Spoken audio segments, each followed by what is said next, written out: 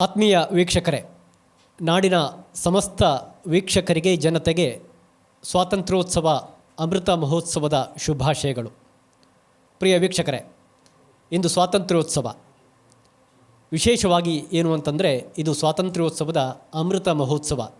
ಅನೇಕ ಮೌಲಿಕವಾದ ಆಚರಣೆಗಳೊಂದಿಗೆ ಸುದ್ದಿ ಮತ್ತು ಸುದ್ದಿ ಚಾನೆಲ್ ಇದನ್ನು ಆಚರಣೆ ಮಾಡ್ತಾ ಇದೆ. ಈಗಾಗಲೇ ನೀವು ಇದನ್ನು ನೋಡಿದ್ದೀರಿ. ಈಗ ಇನ್ನೊಂದು ವಿಶೇಷ ಕಾರ್ಯಕ್ರಮವನ್ನು ವೀಕ್ಷಕರ ಮುಂದೆ ಇಡ್ತಾ ಇದ್ದೇವೆ.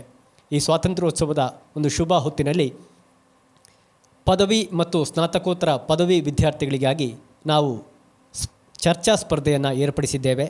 ಆ ಚರ್ಚಾ ಸ್ಪರ್ಧೆ ಈಗ ನಡೀತದೆ. 3 ಹಂತದಲ್ಲಿ ನಡೀತದೆ.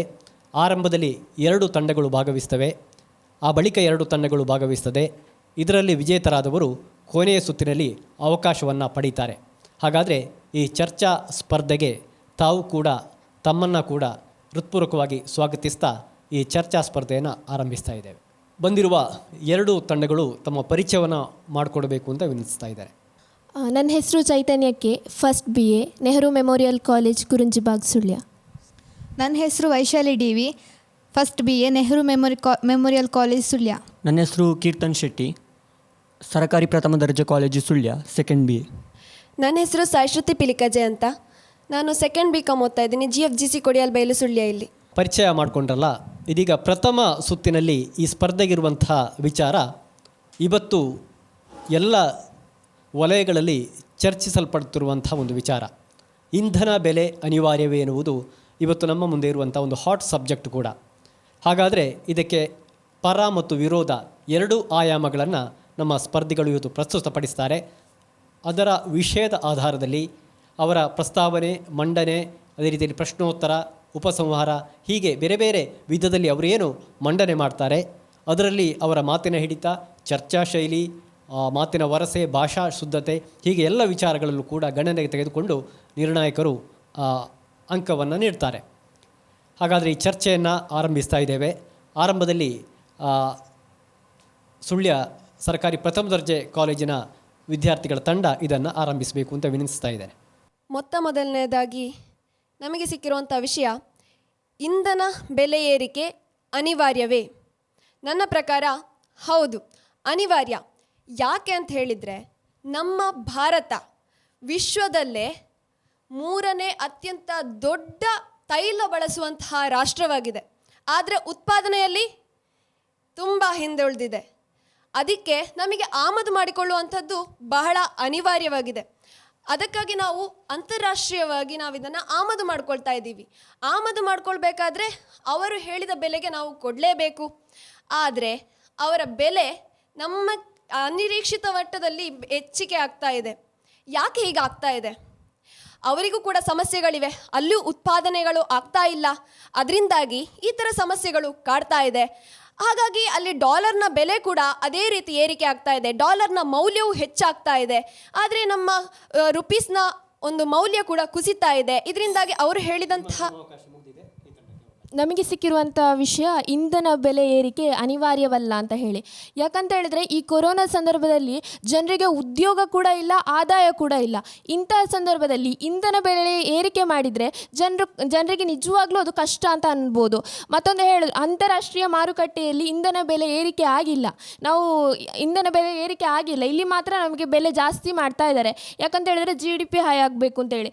GDP ಜಾಸ್ತಿ ಆಗಬೇಕು ಅನ್ನುವ ಕಾರಣಕ್ಕೆ ಜನರಿಗೆ ಇಂಧನ ಬೆಲೆ ಹೊಣೆ ಮಾಡುವುದು ಅದು ಸರಿಯಲ್ಲ ಅಂತ ನನ್ನ ಅಭಿಪ್ರಾಯ.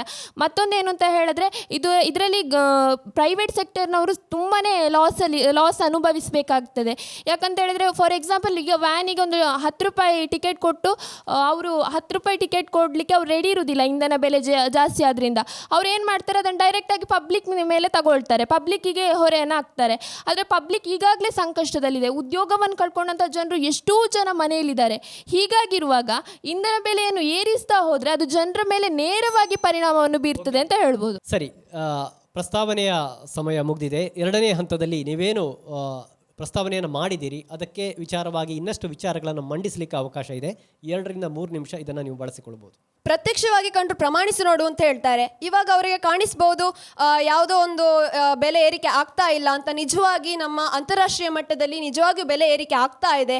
ಆ ಬೆಲೆ ಏರಿಕೆಯನ್ನು ನಾವು ಗಮನಿಸಲೇಬೇಕು. ಯಾಕಂದರೆ ಅವರಿಗೂ ಕೂಡ ಉತ್ಪಾದನೆ ಆಗ್ತಾ ಇಲ್ಲ. ನಾವು ಅರ್ಥಶಾಸ್ತ್ರದಲ್ಲಿ ಕಲಿತೇವೆ ಯಾವ ರೀತಿ ಬೆಲೆ ಏರಿಕೆ ಆಗ್ತಾ ಇದೆ, ಯಾವ ರೀತಿ ಅದರ ಪೂರೈಕೆ ಆಗದೇ ಇದ್ದ ಮಟ್ಟದಲ್ಲಿ ಯಾವ ರೀತಿಯಾಗಿ ಬೆಲೆ ಏರಿಕೆಗೆ ನಾವು ಸರಿಯಾಗಿ ಹೊಂದಿಕೊಳ್ಬೇಕಾಗ್ತದೆ, ಅದು ಆಗೋದಿಲ್ಲ ಅನ್ನುವಂಥ ವಿಚಾರಗಳನ್ನ ನಾವು ಸರಿಯಾಗಿ ಸ್ಪಷ್ಟವಾಗಿ ನೋಡ್ತಾ ಇದ್ದೇವೆ. ಅಲ್ಲಿ ಆಗುತ್ತಿರುವಂತಹ ಬೆಲೆ ಏರಿಕೆ ಮಾತ್ರ ಅಲ್ಲ, ಡಾಲರಲ್ಲಿ ಕೂಡ ಅತ್ಯಂತ ಹೆಚ್ಚಿನ ಬೆಲೆ ಏರಿಕೆ ಆಗ್ತಾ ಇದೆ. ಅದರ ಮೌಲ್ಯಗಳು ಹೆಚ್ಚಾಗ್ತಾ ಇದೆ. ಆವಾಗ ನಮಗೆ ಇಲ್ಲಿ ರುಪೀಸ್ನ ಮೌಲ್ಯದಿಂದ ಹೆಚ್ಚೆಚ್ಚು ಅವರಿಗೆ ನಾವು ಅದನ್ನು ಪಾವತಿಸಿ ಅದನ್ನು ಖರೀದಿಸಬೇಕು. ಹಾಗೆ ಇಲ್ಲಿ ನಮಗೆ ರಾಜ್ಯದಿಂದ ಕೂಡ ನಮಗೆ GST ಅನ್ನೋ ಅದಕ್ಕೆ GST ಇದರಲ್ಲಿ ಬರುವಂಥದ್ದಲ್ಲ. GST ಯಾಕೆ ಬರೋದಿಲ್ಲ ಅಂತ ಅದು ಬೇರೆ ವಿಷಯ. ಆದರೆ GSTಯ ಬದಲು CGST ಅಥವಾ SGSTಗಳು ಇದರಲ್ಲಿ ಪಾವತಿಸಬೇಕಾಗುತ್ತೆ. ಆ ಪಾವತಿಸಬೇಕಾದ ಸಂದರ್ಭದಲ್ಲಿ ಅದು ಜನಹಿತಕ್ಕಾಗಿ ಅವರು ಮಾಡ್ತಾ ಇರ್ತಾರೆ. ಅಲ್ಲಿ ಆಗುವಂಥ ಎಲ್ಲ ವಿಚಾರವನ್ನು ಕೂಡ ನಾವು ಗಮನಿಸಲೇಬೇಕಾಗುತ್ತೆ. ಯಾಕಂದರೆ ಇದು ಗಮನಾರ್ಹ ವಿಚಾರ. ಪೆಟ್ರೋಲ್ ಬೆಲೆ ಏರಿಕೆ ಕೇವಲ ಒಂದು ವಿಚಾರದ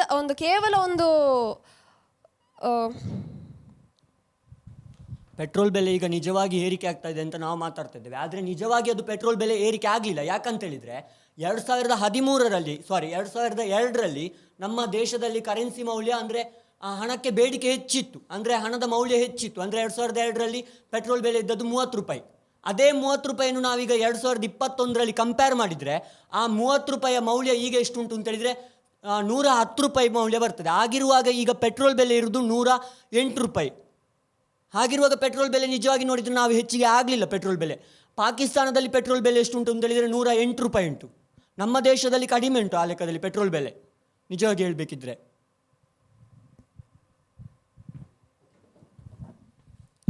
ಈಗ ಪೆಟ್ರೋಲ್ ಬೆಲೆ ಏರಿಕೆಯಿಂದಾಗಿ ಸಮಸ್ಯೆ ಅನುಭವಿಸ್ತಿರುವವರು ಮಧ್ಯಮ ವರ್ಗದವರು ಮತ್ತು ಬಡ ಜನರು.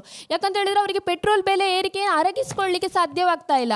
ಪ್ರೈವೇಟ್ ಸೆಕ್ಟರ್ಸ್ಗಳು ತುಂಬಾ ಲಾಸ್ ಆಗಿದೆ. ನಾನು ಫಾರ್ ಎಕ್ಸಾಂಪಲ್ ಹೇಳಿದರೆ ಆಟೋ ಡ್ರೈವರ್ಸ್ ಅವರಿಗೆ ದಿವಸದಲ್ಲಿ ಇರುವಂಥದ್ದು 500 ರೂಪಾಯಿ ಸಂಬಳ.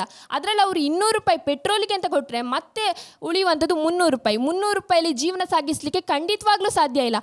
ನಾನು ಪೆಟ್ರೋಲ್ ಬೆಲೆ ಏರಿಕೆ ಈಗ ಯಾಕೆ ಈಗ ನಿಜವಾಗ್ಲೂ ಅದು ಸಮಸ್ಯೆ ಯಾಕೆ ಅಂತ ಹೇಳಿದ್ರೆ, ಈಗ ಕೊರೋನಾ ಸಂದರ್ಭ ನಮಗೂ ಗೊತ್ತಿದೆ, ಸಂಕಷ್ಟದಲ್ಲಿದೆ, ಇಡೀ ದೇಶವೇ ಸಂಕಷ್ಟದಲ್ಲಿದೆ. ಆದ್ದರಿಂದ ಪೆಟ್ರೋಲ್ ಅನ್ನುವಂಥದ್ದು ನಮಗೆ ಅಗತ್ಯ. ಯಾಕಂತ ಹೇಳಿದ್ರೆ ಒಂದು ಕಡೆಯಿಂದ ಇನ್ನೊಂದು ಕಡೆಗೆ ಹೋಗಬೇಕು ಅಂತ ಹೇಳಿದ್ರೆ ಪೆಟ್ರೋಲ್ ಆರ್ ಡೀಸೆಲ್ ನಮಗೆ ಬೇಕೇ ಬೇಕು. ಅದನ್ನು ನಾವು ಏರಿಸ್ತಾ ಹೋದಾಗ ಜನರಿಗೆ ಅದು ಸಂಕಷ್ಟವಾಗೇ ಇರ್ತದೆ. ಇನ್ನೊಂದು ಹೇಳೋದಿದ್ರೆ ಈಗ ಲಾಕ್ಡೌನ್ನಿಂದಾಗಿ ಅವ್ರು ಹೇಳಿದ್ರು ನಮ್ಮಲ್ಲಿ ಉತ್ಪಾದನೆ ಆಗೋದಿಲ್ಲ ಅಂತ ಹೇಳಿದ್ರು. ಅವರು ನಮ್ಮಲ್ಲಿ ಉತ್ಪಾದನೆ ಆಗೋದಿಲ್ಲ ನಿಜ, ಆದರೆ ಈ ಲಾಕ್ಡೌನ್ನಿಂದಾಗಿ ಪೆಟ್ರೋಲ್ ಅಷ್ಟೊಂದು ಬಳಕೆ ಆಗಿಲ್ಲ, ಹಾಗೆ ಸ್ಟೋರೇಜ್ ಆಗಿದೆ. ಆದರೆ ಅವರು ಅದನ್ನು ಬೆಲೆಯನ್ನು ಜಾಸ್ತಿ ಮಾಡ್ತಿರುವಂಥದ್ದು ಮಾತ್ರ ನಿಜವಾಗ್ಲೂ ಅದು ನಾನು ವಿರೋಧಿಸ್ತೇನೆ. ಯಾಕಂತ ಹೇಳಿದ್ರೆ ತುಂಬಾ ಸಂಕಷ್ಟ ಆಗ್ತಾ ಉಂಟು ಅಂತ ಹೇಳ್ಬೋದು. ನೆಕ್ಸ್ಟ್ ನಾನು ಹೇಳಿದೆ ವ್ಯಾನ್ನವರು ಕೂಡ ಅಷ್ಟೇ. ಅವ್ರು ಎಂತ ಮಾಡ್ತಾರೆ, ಒಂದು ಲೋನ್ ತಗೊಂಡು ಅವರ ವೆಹಿಕಲ್ ಪರ್ಚೇಸ್ ಮಾಡಿರ್ತಾರೆ. ಅವರಿಗೆ ಪೆಟ್ರೋಲ್ ಹಾಕುವಂಥ ಸಾಮರ್ಥ್ಯ ಇರುವುದಿಲ್ಲ. ಅದರಿಂದ ಅವರು ಟಿಕೆಟನ್ನು ಜಾಸ್ತಿ ಮಾಡ್ತಾರೆ. ಟಿಕೆಟ್ ಜಾಸ್ತಿ ಮಾಡಿದಾಗ ಅದು ಪಬ್ಲಿಕ್ ಮೇಲೆ ಪರಿಣಾಮ ಬೀರ್ತದೆ. ಪಬ್ಲಿಕ್ ಅದನ್ನು ಎಲ್ಲಿಂದ ಕೊಡಬೇಕು ಅನ್ನೋದು ನನ್ನ ಪ್ರಶ್ನೆ. ನೆಕ್ಸ್ಟ್ ಇವತ್ತಿನ ಪೆಟ್ರೋಲ್ ದರ ಏನಿದೆ ಅಂತ ಹೇಳಿದ್ರೆ, ಇವತ್ತಿನ ಪೆಟ್ರೋಲ್ ದರ ಅಂತ ಹೇಳಿದರೆ ಡೆಲ್ಲಿಯಲ್ಲಿ 101 ರೂಪಾಯಿ 84 ಪೈಸೆ ಪೆಟ್ರೋಲ್ ಬೆಲೆ ಇದೆ. ಆಮೇಲೆ ಮ್ಯಾಂಗ್ಳೂರಲ್ಲಿ 104 ರೂಪಾಯಿ 45 ಪೈಸೆ. ಮತ್ತು ಬ್ಯಾಂಗ್ಳೂರಲ್ಲಿ ನೋಡಿದರೆ 105 ರೂಪಾಯಿ 25 ಪೈಸೆ ಸಿಕ್ಕಿದರೆ ಮುಂಬೈಯಲ್ಲಿ 107 ರೂಪಾಯಿ ಸಿಗ್ತಾ ಉಂಟು. ಪೆಟ್ರೋಲ್ ಏರಿಕೆ ಮಾಡಲಿ, ಆದರೆ ಕೊರೋನಾ ಸಂಕಷ್ಟದಲ್ಲಿ ಏರಿಕೆ ಮಾಡೋದು ತಪ್ಪು. ಯಾಕೆಂತ ಹೇಳಿದರೆ ಈ ಕಾಲದಲ್ಲಿ ಯಾರಿಗೂ ಅಷ್ಟು ಅಮೌಂಟ್ ಇರುವುದಿಲ್ಲ. ಎಲ್ಲ ಜಾಬ್ ಇಲ್ಲದೆ, ಉದ್ಯೋಗ ಇಲ್ಲದೆ ಮನೆಯಲ್ಲೇ ಇದ್ದಾರೆ. ಇದು ಈಗಿನ ಕಾಲ ಏನಂತ ಹೇಳಿದ್ರೆ ಬಡವರಿಗೆ ಕಾಲ ಇರುವುದಿಲ್ಲ, ಓನ್ಲಿ ರಿಚ್ ಪೀಪಲಿಗೆ ಮಾತ್ರ. ರಿಚ್ ಪೀಪಲಿಗೆ ಅಂದರೆ ಪೆಟ್ರೋಲಿಗೆ 100 ರೂಪಾಯಿ ಅಲ್ಲ, 1000 ಆದರೂ ಅವರಿಗೆ ಕ್ಯಾರಿ ಇಲ್ಲ. ಯಾಕೆಂದರೆ ಅವರೊಟ್ಟಿಗೆ ಅಮೌಂಟ್ ಉಂಟು. ಅದೇ ಮಿಡ್ಲ್ ಕ್ಲಾಸ್ ಅವರಿಗೆ 1 ರೂಪಾಯಿ ಕೂಡ ಜಾಸ್ತಿ ಆದರೆ ಅದು ಲೆಕ್ಕಕ್ಕೆ ಬರ್ತದೆ ಅವರಿಗೆ. ಓಕೆ, 2 ಹಂತಗಳು ಮುಗಿದಿದೆ. ಇನ್ನು 3ನೇ ಹಂತ ಅವರು ಯಾವ ವಿಚಾರವನ್ನು ಅವರು ಮಂಡನೆ ಮಾಡಿದ್ದಾರೆ ಅದನ್ನು ಖಂಡಿಸಲಿಕ್ಕೆ ಅವಕಾಶ ಇದೆ. ಕೈ ಎತ್ತಿ ಅವಕಾಶವನ್ನು ಪಡೆದು ಯಾರು ಕೂಡ ಮಾತನಾಡಬಹುದು. ಅವರು ಹೇಳಿದ ಹಾಗೆ ಈಗ ಎಲ್ಲರಿಗೂ ಕೂಡ ಆದಾಯದ ಸಮಸ್ಯೆ ಬಂದಿದೆ, ಹೌದು. ಆದರೆ ರಾಜ್ಯಕ್ಕೂ ಕೂಡ ಆದಾಯ ಬೇಕು ಅಲ್ವಾ? ರಾಜ್ಯಕ್ಕೆ ಆದಾಯ ಇಲ್ಲದೆ ಜನರಿಗೆ ಅದನ್ನು ಹೇಗೆ ಕೊಟ್ಬಿಡ್ತಾರೆ? ಕೊಡೋದಕ್ಕೆ ಅವರು ಆದಾಯವನ್ನು ಎಲ್ಲಿಂದ ಕಲೆಕ್ಟ್ ಮಾಡ್ತಾರೆ? ಅದಕ್ಕೆ ಅವರು ತೆರಿಗೆಯನ್ನು ವಿಧಿಸ್ತಾರೆ. ತೆರಿಗೆಯನ್ನು ವಿಧಿಸೋ ಮೂಲಕ ಅಲ್ಲಿ ಆದಾಯನ ಅವರು ಸೃಷ್ಟಿ ಮಾಡ್ತಾರೆ. ಇಲ್ಲಾಂದರೆ ಈಗ ಎಷ್ಟೋ ರೀತಿಯಾದಂಥ ಸೌಲಭ್ಯಗಳನ್ನು ಹೇಗೆ ಕೊಡೋಕ್ಕೆ ಸಾಧ್ಯ? ಎಷ್ಟೊಂದು ಸೌಲಭ್ಯಗಳು ಆಟೋ ಡ್ರೈವರ್ಗಳಿಗೂ ಕೂಡ ಸೌಲಭ್ಯಗಳನ್ನು ಒದಗಿಸಿದ್ದಾರೆ. ಆಸ್ಪತ್ರೆಗಳಲ್ಲಿ ಉಚಿತ ಚಿಕಿತ್ಸೆಗಳನ್ನು ನೀಡ್ತಿದ್ದಾರೆ. ಕೋವಿಡ್ ಲಸಿಕೆಯನ್ನು ಕೂಡ ನಾವು ಉಚಿತವಾಗಿ ನೀಡಬೇಕಾದ್ರೆ ಅಲ್ಲಿ ಯಾವ ರೀತಿಯಾದಂತಹ ಆದಾಯ ಸೃಷ್ಟಿಯಾಗಬೇಕು? ಯಾವುದೇ ರೀತಿಯಾದಂತಹ ಅನ್ಯಾಯದಾಯ ಇರೋದೇ ಇಲ್ಲ. ನೀವೇ ಹೇಳಿದ ಹಾಗೆ ಯಾವುದೇ ರೀತಿಯಾದಂತಹ ಒಂದು ಉದ್ಯೋಗ ಇರಲಿಲ್ಲ, ಅಥವಾ ಯಾವುದೇ ಒಂದು ವಿಷಯಗಳಿರಲಿಲ್ಲ, ಅಥವಾ ಓಡಾಟ ಇರಲಿಲ್ಲ. ಎಲ್ಲದರಿಂದಾಗಿ ಖಂಡಿತವಾಗಿ ಅಲ್ಲಿ ಆದಾಯನೇ ಸೃಷ್ಟಿಯಾಗಿರೋದಿಲ್ಲ. RTO ಆಗಿರ್ಬೋದು, ಅಥವಾ ಯಾವುದೇ ರೀತಿಯಾದಂಥವರು ತೆರಿಗೆಯನ್ನು ಕೂಡ ಹಾಕೋಕ್ಕೆ ಸಾಧ್ಯ ಇರಲಿಲ್ಲ ಲಾಕ್ಡೌನ್ ಸಂದರ್ಭದಲ್ಲಿ. ಆದ್ದರಿಂದಾಗಿ ಅವರು ಈ ಒಂದು ಅನಿವಾರ್ಯವಾದ ಪರಿಸ್ಥಿತಿಯಲ್ಲಿ ಅವರು ಆದಾಯ ಸೃಷ್ಟಿಯಾಗಬೇಕು ಅನ್ನೋ ಕಾರಣಕ್ಕೆ ಅದನ್ನು ಬಡವರಿಗೆ ಹೊಣೆ ಮಾಡಬೇಕಾಗಿಲ್ವಲ್ಲ. ಈಗ ಅವರು ಹೇಳಿದ್ರು ಆದಾಯ ಇರಲಿಲ್ಲ. ಹೌದು, ನಮ್ಮದು ಡೆವಲಪಿಂಗ್ ಕಂಟ್ರಿ, ಹಿಂದೆ ಕೂಡ ಅದು ಡೆವಲಪ್ಡ್ ಅಲ್ಲ. ಹಿಂದೆ ಕೂಡ ನಮಗೆ ಆದಾಯದ ಸಮಸ್ಯೆಗಳಿದ್ವು, GDP ಸಮಸ್ಯೆಗಳಿದ್ವು. ನಾವೀಗ ಆದಾಯ ಇಲ್ಲ ಅನ್ನೋದು ಕಾರಣಕ್ಕೆ ನಾವೆಲ್ಲ ಕೊರೋನಾದ ಮೇಲೆ ಹಾಕ್ತಾ ಇದ್ದೇವೆ. ಕೊರೋನಾ ಬಂದ್ರಿಂದ ನಮಗೆ ಆದಾಯ ಇಲ್ಲ ಅಂತ ಹೇಳಿ. ಇದಕ್ಕಿಂತ ಮುಂಚೆಯೂ ನಮಗೆ ಆದಾಯದ ಸಮಸ್ಯೆಗಳಿತ್ತು ಅಲ್ಲ. ಈಗ ಏನು ಮಾಡಬೇಕಾಗ್ತದೆ? ಜನರು ಪೆಟ್ರೋಲ್ ಬೆಲೆ ಏರಿಕೆಯನ್ನು ಅವರಿಗೆ ಅರಗಿಸ್ಕೊಳ್ಳಿಕ್ಕೆ ಸಾಧ್ಯವಾಗ್ತಿಲ್ಲ ನಮ್ಮ ಜನರಿಗೆ. ಇವಾಗ ನಾನು ಹೇಳ್ತಿಲ್ಲ, ನಾನು ಪೆಟ್ರೋಲ್ ಬೆಲೆ ಏರಿಕೆಯನ್ನು ಕಡಿಮೆ ಮಾಡಿ ಅಂತ ಹೇಳುವುದಲ್ಲ. ಆದರೆ ಈಗಿನ ಸಂದರ್ಭದಲ್ಲಿ ಅದು ಬೇಕಾಗಿಲ್ಲ, ಹೆಚ್ಚು ಮಾಡುವಂಥದ್ದು ಈಗ ಅನಿವಾರ್ಯವೇ ಅಲ್ಲ. ಈಗಿನ ಸಂದರ್ಭದಲ್ಲಿ ಅದು ಅನಿವಾರ್ಯ ಅಲ್ಲ. ಯಾಕಂತ ಹೇಳಿದ್ರೆ ಜನರು ಸಾಕಷ್ಟು ಸಮಸ್ಯೆಗಳನ್ನು ಅನುಭವಿಸಿದ್ದಾರೆ. ಅದಲ್ಲದೆ ಆಹಾರ ವಸ್ತುಗಳ ಬೆಲೆ ಕೂಡ ದುಬಾರಿ ಆಗ್ತಾ ಇದೆ ಅಲ್ವಾ. ಆಗಿರುವಾಗ ಪೆಟ್ರೋಲ್ ಬೆಲೆಗೆ ಏನು ಹೆಚ್ಚು ಮಾಡುವಂಥದ್ದು ನಿಜವಾಗ್ಲೂ ಅದು ಒಳ್ಳೆಯದಲ್ಲ. ಅಂದರೆ ಒಳ್ಳೆಯದಲ್ಲ ಅಂತ ಹೇಳೋದು ನಾವು ತಪ್ಪಾಗ್ತದೆ. ಯಾಕಂತ ಹೇಳಿದರೆ ಗೌರ್ಮೆಂಟ್ ಈಗ ನಮಗೊಂದು ವ್ಯಾಕ್ಸಿನ್ ಫ್ರೀ ಆಗಿ ಕೊಡ್ತಾ ಉಂಟು. ಅದೊಂದು ನಾವು ಟಾಪಿಕ್ ತಗೊಳ್ಬೋದು. ಅಂದರೆ ವ್ಯಾಕ್ಸಿನ್ ಫ್ರೀ ಕೊಡುವಾಗ, ಅಂದರೆ ಮೊದಲೆಲ್ಲ ಫಸ್ಟ್ ವ್ಯಾಕ್ಸಿನ್ ಬರುವಾಗ 1000 ಎಲ್ಲ ಇತ್ತು ವ್ಯಾಕ್ಸಿನಿಗೆ. ಈಗ ಅದೇ ಪ್ರೈವೇಟ್ ಹಾಸ್ಪಿಟ್ಲಿಗೆ ಹೋದರೆ 800 ರೂಪಾಯಿ ತಗೊಳ್ತಾರೆ ಒಂದು ವ್ಯಾಕ್ಸಿನಿಗೆ. ಅದೇ ಗೌರ್ಮೆಂಟು ಇಡೀ ದೇಶದ ಜನರಿಗೆಲ್ಲ ಫ್ರೀ ವ್ಯಾಕ್ಸಿನ್ ಕೊಡಬೇಕಿದ್ರೆ ಅವರಿಗೆ ಆದರೆ ಆದಾಯದ ಮೂಲ ಎಲ್ಲಿ ಉಂಟು? ಗೌರ್ಮೆಂಟಿಗೆ ಒಂದು ಆದಾಯದ ಮೂಲ ಬೇಕಲ್ಲ. ಅಂದರೆ ಅವರಿಗೆ ವ್ಯಾಕ್ಸಿನ್ ಯಾರು ಫ್ರೀಗೆ ಕೊಡುವುದಿಲ್ಲ. ಅಂದರೆ ಬೇರೆ ದೇಶದಿಂದ ಬಂದರೂ ಅದು ವ್ಯಾಕ್ಸಿನ್ ಅಮೌಂಟಿಗೆ ಬರುವುದು, ಅಂದರೆ ಅವರಿಗೆ ಬರುವ ರೇಟಿಗೆ ಬರ್ತದೆ. ನಮಗೆ ಆದರೆ ಫ್ರೀ ಕೊಡ್ತಾ ಉಂಟು. ಅದೇ ವ್ಯಾಕ್ಸಿನ್ ಫ್ರೀ ಕೊಡ್ತಾರೆ ಅನ್ನುವ ಕಾರಣಕ್ಕೆ ಪೆಟ್ರೋಲ್ ಬೆಲೆ ಏರಿಕೆ ಮಾಡೋದು ನ್ಯಾಯವಾ? ಬೇರೆ ಆದಾಯದ ಮೂಲ ಏನಿದೆ ನೋಡ, ನೀವೇ ಹೇಳಿ. ಯಾವ ರೀತಿಯಾದಂತಹ ಆದಾಯದ ಮೂಲವನ್ನು ಬೇರೆ ತರಲಿಕ್ಕೆ ಸಾಧ್ಯ ಇದೆ? ಹೇಳ್ತೀನಿ, ಆದಾಯದ ಮೂಲ ಅನ್ನುವಂಥದ್ದು ಈಗ ಬೇಕಾಗಿಲ್ಲ ಅಂತ ಹೇಳ್ತಿರುವಂಥದ್ದು. ಯಾಕಂತ ಹೇಳಿದ್ರೆ ಕೊರೋನಾ ಕಾಲ ಅಲ್ವಾ. ಈಗ ಯಾರಿಗೆ ಉದ್ಯೋಗ ಇದೆ? ಯಾರು ಎಲ್ಲಿಂದ ಹಣ ಮಾಡುವಂಥದ್ದು? ಹಾಗಿದ್ರೆ ನಿಮ್ಮ ಪ್ರಕಾರ ನಾವು ಈಗ ಮೊದಲಿನಾಗೆ ಬೇರೆ ದೇಶಗಳಿಂದ ಸಾಲ ತಗೊಳ್ಳೋದಾ? ಅದು ಸರಿ ಬರುವುದಿಲ್ಲ. ಯಾಕಂತೇಳಿದರೆ ಮೊದಲೆಲ್ಲ ಬೇರೆ ದೇಶಗಳಿಂದ ಸಾಲ ತಗೊಳ್ತಿದ್ರು. ಆದರೆ ಈಗ ಬೇರೆ ದೇಶಗಳಿಂದ ಸಾಲ ತಗೊಳ್ಳೋದು ಸ್ವಲ್ಪ ಕಡಿಮೆ ಆಗಿದೆ. ಅಂದರೆ ಒಬ್ಬ ಕುಟುಂಬದ ಯಜಮಾನ ಕುಟುಂಬವನ್ನು ನಡೆಸ್ತಾ ಇದ್ದಾನೆ ಅಂತ ಹೇಳಿದರೆ ಆತನಿಗೆ ಆದಾಯದ ಮೂಲ ಇರಬೇಕು. ಗೌರ್ಮೆಂಟ್ ಅನ್ನುವಂಥದ್ದು ಜನರಿಗೆ ಸಹಕಾರಿಯಾಗಿರ್ಬೇಕಲ್ವಾ? ಜನರ ವಿರೋಧವನ್ನು ಕಟ್ಟಿಕೊಳ್ಳುವಂಥದ್ದು ನ್ಯಾಯವಾ? ಅಂದರೆ ಈಗ ಪೆಟ್ರೋಲ್ ಬೆಲೆ ಏರಿಕೆ ಆಗಿದೆ ಅಂತೇಳಿ ಬಡವರು ಯಾರು ಹೋರಾಟ ಮಾಡಲಿಲ್ಲ. ಮಾಡಿದ್ದಾರೆ. ನಾನು ಎಷ್ಟೋ ನ್ಯೂಸ್ ನೋಡಿದ್ದೇನೆ. ಮಾಡಿದರೆ ಓಕೆ, ವಿರೋಧಗಳಾಗ್ತಾ ಇವೆ, ಸಂಘ ಸಂಸ್ಥೆಗಳಿಂದ ವಿರೋಧಗಳು ನಡೀತಾ ಇವೆ. ಯಾಕೆ ಅಂತ ಹೇಳಿದ್ರೆ ಪೆಟ್ರೋಲ್ ಬೆಲೆ ಏರಿಕೆಯನ್ನು ಅರಗಿಸ್ಕೊಳ್ಳಿಕ್ಕೆ ನಮ್ಮಿಂದ ಸಾಧ್ಯ ಆಗ್ತಾ ಇಲ್ಲ. ಪೆಟ್ರೋಲ್ ಬೆಲೆ ಏರಿಕೆ ಆದಾಗ ಮಾತಾಡಿದ್ದೀರಾ, ಆದರೆ ಒಂದು ಸಲ ಕಡಿಮೆ ಆದಾಗ ಒಬ್ಬರು ಕೂಡ ಧ್ವನಿ ಎತ್ತಿಲ್ಲ. ಯಾಕೆ? ಕಡಿಮೆ ಆಗಿದೆ ಅಂತ ಒಬ್ಬರಾದ್ರೂ ಮಾತಾಡಿದ್ದೀರಾ? ಒಂದು ದಿನ ಸಹ ಅದರ ಬಗ್ಗೆ ಯಾರು ಯೋಚನೆ ಮಾಡಲಿಲ್ಲ. ಆದರೆ 135 ಕೋಟಿ ಜನಸಂಖ್ಯೆ ಇರುವಂತಹ ನಮ್ಮ ರಾಷ್ಟ್ರದಲ್ಲಿ ಯಾವ ರೀತಿ ಅದನ್ನು ವ್ಯಾಕ್ಸಿನ್ ಹಂಚಿಕೆಯನ್ನು ಮಾಡಿದ್ದಾರೆ ಅದನ್ನು ನೋಡಿ. 120 ಕೋಟಿ ಜನಸಂಖ್ಯೆಗೆ ಕೂಡ ವ್ಯಾಕ್ಸಿನ್ ಅನ್ನು ಕೊಟ್ಟಿದ್ದಾರೆ. ಅದರಲ್ಲಿ ಒಂದು 20 ಕೋಟಿ ಮಕ್ಕಳು ಅಂತ ಇಟ್ಟರೆ ಅವರಿಗೂ ಕೂಡ ಈಗ ಅದನ್ನು ಹುಡುಕ್ತಾ ಇದ್ದಾರೆ. 1 ಡೋಸ್ ಅಲ್ಲ, 2 ಡೋಸ್. 1 ಡೋಸಿಗೆ 800 ಹೆಚ್ಚಿನ ಬೆಲೆ ಇರಬೇಕಾದ್ರೆ ಅದು 135 ಕೋಟಿ ಜನಕ್ಕೆ ಅದು ಎಷ್ಟರ ಮಟ್ಟಿಗೆ ಬೆಲೆ ಅನಿವಾರ್ಯ ಕರ್ತವ್ಯ, ಅದು ಅನಿವಾರ್ಯ. ಅದು ಹಾಗಿದ್ರೆ ಪೆಟ್ರೋಲ್ ಹಾಕಿ ಗಾಡಿ ಓಡಿಸುವುದು ಸಹ ಅನಿವಾರ್ಯವಲ್ಲ? ಅನಿವಾರ್ಯ ಇದ್ದವನೇ ಪೆಟ್ರೋಲ್ ಗಾಡಿ ಹಾಕಿ ಓಡಿಸುದು. ಬಡವರು ಕೂಡ ಇರ್ತಾರೆ, ಲೋನ್ ಮಾಡಿ ವೆಹಿಕಲ್ ತೆಗೆದವರು. ನಿಮ್ಗೆ ಎಷ್ಟು ಜನ ಬೇಕು? ಎಷ್ಟೋ ಜನ ವೆಹಿಕಲ್ ಮಾಡಿರ್ತಾರೆ. ಅದನ್ನು ಆ ಹಣವನ್ನು ಮಂತ್ಲಿ ಪೇ ಮಾಡ್ಲಿಕ್ಕೂ ಕಷ್ಟಪಡುವಂತಹ ಜನರು ನಮ್ಮ ದೇಶದಲ್ಲಿ ಎಷ್ಟೋ ಜನ ಇದ್ದಾರೆ. ಎಲ್ಲರೂ ಹಣ ಇದ್ದವರು ಮಾತ್ರ ವೆಹಿಕಲ್ ತಗೊಳ್ಳೋದಲ್ಲ, ಸಾಲ ಮಾಡಿ ತಗೊಳ್ಳೋರು ಎಷ್ಟು ಜನ ಬೇಕು? ಕಂತಲ್ಲಿ ತಗೊಳ್ಳೋರು ಎಷ್ಟು ಜನ ಬೇಕು ನಿಮಗೆ? ಓಕೆ, ಹಾಗಿದ್ರೆ ಪೆಟ್ರೋಲ್ಗೆ ಅಂದರೆ ಡೀಸೆಲ್ಗೆಲ್ಲ ನಿಜವಾಗಿ ಬೆಲೆ ಏರಿಕೆ ಆಗಿದ್ರೆ ಅಂದರೆ KSRTC ಅವರು ಹೋರಾಟ ಮಾಡಬೇಕಿತ್ತು. KSRTC ಅವರು ಹೋರಾಟ ಮಾಡ್ತಿಲ್ಲ, ಯಾಕಂದ್ರೆ ಗೌರ್ಮೆಂಟ್ ಅಲ್ವಾ ಅದು. ಗೌರ್ಮೆಂಟ್ ಆದರೆ ಅವರಿಗೆ ಮೂಲ ಬರಬೇಕಲ್ಲ, ಆದಾಯದ ಮೂಲ ಬರಬೇಕಲ್ಲ ಒಮ್ಮೆ. ಅಂದರೆ ಈಗ ನಾವು ಮೊದಲು ಬಸ್ಸಲ್ಲಿ ಹೋಗುವಾಗಲೂ 15 ರೂಪಾಯಿ ಇತ್ತು ನಮ್ಮ ಊರಿಗೆ. ಈಗ ಸಹ ಅಷ್ಟೇ ಉಂಟು, 15 ರೂಪಾಯಿ ಉಂಟು. ನಾನು ಫಸ್ಟಿಗೆ ಹೇಳಿದೆ ಪ್ರೈವೇಟ್ ಸೆಕ್ಟರ್ನವರಿಗೆ ಪ್ರಾಬ್ಲಮ್ ಆಗಿದ್ದು ಅಂತ ಹೇಳಿ. ಗೌರ್ಮೆಂಟಿನವರಿಗೆ ಪ್ರಾಬ್ಲಮ್ ಆಗಿಲ್ಲ, ಶ್ರೀಮಂತರಿಗೆ ಪ್ರಾಬ್ಲಮ್ ಆಗಲಿಲ್ಲ, ಮಧ್ಯಮ ವರ್ಗದವರಿಗೆ ಅದು, ಬಡವರಿಗೆ ಅದು, ಪ್ರೈವೇಟ್ ಸೆಕ್ಟರ್ನವರಿಗೆ ಆಗಿರುವಂಥದ್ದು. ಅಷ್ಟೇ ಸೌಲಭ್ಯ ಬಡವರಿಗೆ ಈಗ ಬರ್ತಾ ಉಂಟು, ಮೊದಲಿಗಿಂತ ಹೆಚ್ಚು ಬರ್ತಾ ಉಂಟು. ಸವಲತ್ತುಗಳು ಸಾಕಾಗ್ತಿಲ್ವಲ್ಲ?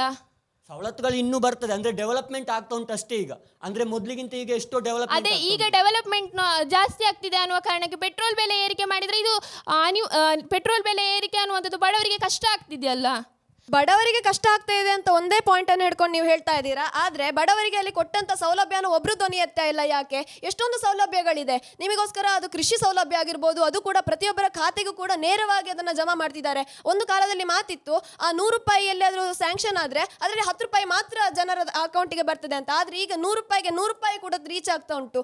ಈ ತರ ಆಗ್ಬೇಕಾದ್ರೆ ಯಾವ ರೀತಿಯ ಬದಲಾವಣೆ ಆಗಿರ್ಬೇಡ, ಯಾವ ರೀತಿ ಜನಕ್ಕೆ ಅದನ್ನು ತಲುಪಿಸಿರ್ಬೇಡ. ಜನಕ್ಕೆ ತಲುಪಿಸಿರುವಂತದ್ದು ಯಾವ ಸೌಲಭ್ಯ ಸಿಕ್ಕಿತು ಅಂತ ಒಬ್ರು ಮಾತಾಡೋದಿಲ್ಲ. ಯಾವ ರೀತಿಯಂತವರಿಗೆ ಸೌಲಭ್ಯಗಳೆಲ್ಲ ಸಿಕ್ಕಿದೆ ಅಂತ ಹೇಳಿದ್ರೆ, ಒಂದು ಆರೋಗ್ಯ ಕರ್ನಾಟಕ ಆಗಿರ್ಬೋದು, ಆಯುಷ್ಮಾನ್ ಯೋಜನೆ ಆಗಿರ್ಬೋದು, ಪ್ರತಿಯೊಂದು ಯೋಜನೆ ಜೊತೆ ಮಾತ್ರ ಅಲ್ಲ, ರೋಜ್ಗಾರ್ ಯೋಜನೆಗಳ ಅಂತ ಆ ಥರದ ಯೋಜನೆಗಳ ಮೂಲಕ ಕೂಡ ಜನರಿಗೆ ತುಂಬಾ ಸಹಕಾರ ಮಾಡಿದ್ದಾರೆ.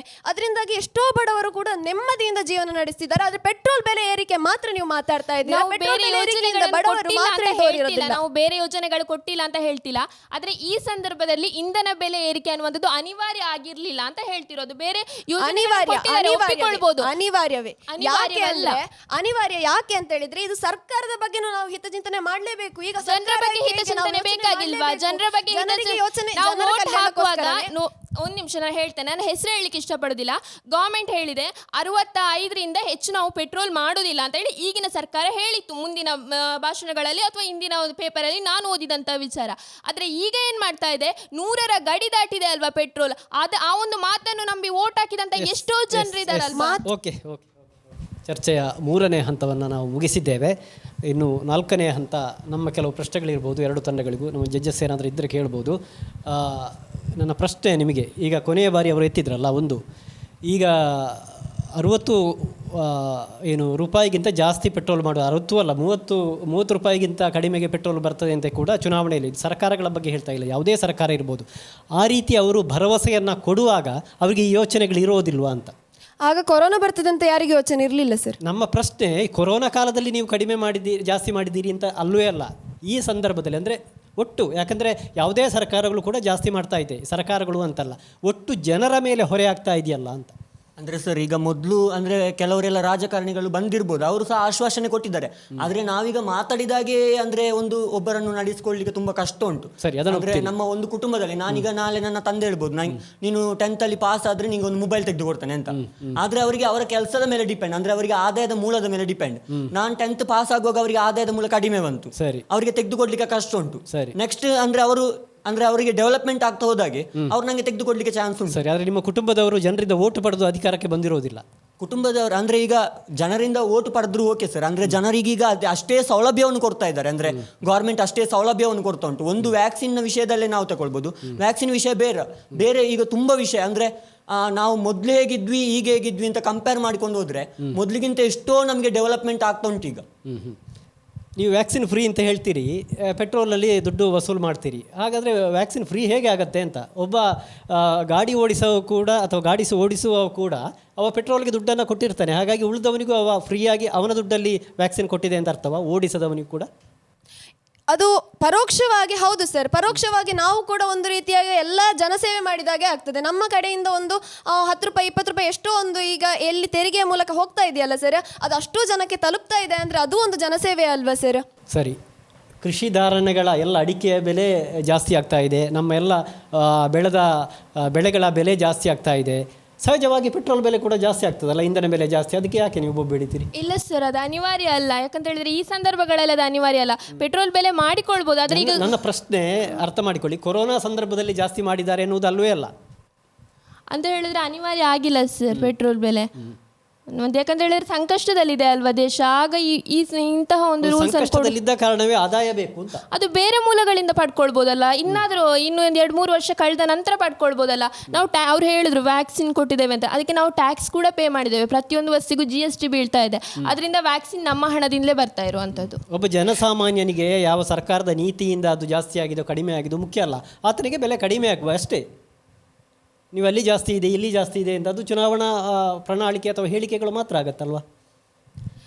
ಇಲ್ಲ ಸರ್, ಯಾಕೆ ಅಂದರೆ ಒಂದು ಬೆಲೆ ಏರಿಕೆ ಆಗ್ತಾ ಇದೆ ಅಂದರೆ ಅದಕ್ಕೆ ಹಿಂದೆ ಒಂದು ಪರೋಕ್ಷವಾದ ಕಾರಣ ಇರುತ್ತೆ ಸರ್. ಈಗ ಉದಾಹರಣೆಗೆ ಅಂತಾರಾಷ್ಟ್ರೀಯ ಮಾರುಕಟ್ಟೆಯಲ್ಲಿ ಯಾವ ರೀತಿ ಬೆಲೆ ಏರಿಕೆ ಆಗ್ತಾ ಇದೆ ಅದನ್ನು ಯಾರು ಗಮನಿಸೋದಿಲ್ಲ ಸರ್. ಅವರಿಗೆ ಇಲ್ಲಿ ಪೆಟ್ರೋಲ್ ಹಾಕುವಾಗ ಅಲ್ಲಿ ರೇಟ್ ನೋಡುವಾಗ 104, 108 ಹೋಗುವಾಗ ತಲೆ ಬಿಸಿ ಆಗ್ತದೆ ಹೊರತು ಅವರಲ್ಲಿ ಅಂತಾರಾಷ್ಟ್ರೀಯ ಮಾರುಕಟ್ಟೆಯಲ್ಲಿ ಸರ್ಕಾರ ಎಷ್ಟು ಕಷ್ಟ ಬಂದು ಜನಸಾಮಾನ್ಯ ಸರ್ಕಾರ ಇರುವಂಥದ್ದು ಜನರ ಸೇವೆಗಾಗಿ, ಅದರ ನೀತಿಗಳು ಅವರಿಗೆ ಬೇಕಾಗಿಲ್ಲ. ಅವರಿಗೆ 106 ಕಾಣಬಾರ್ದು, ಅವರಿಗೆ 80-90 ಕಾಣಬೇಕಲ್ಲ.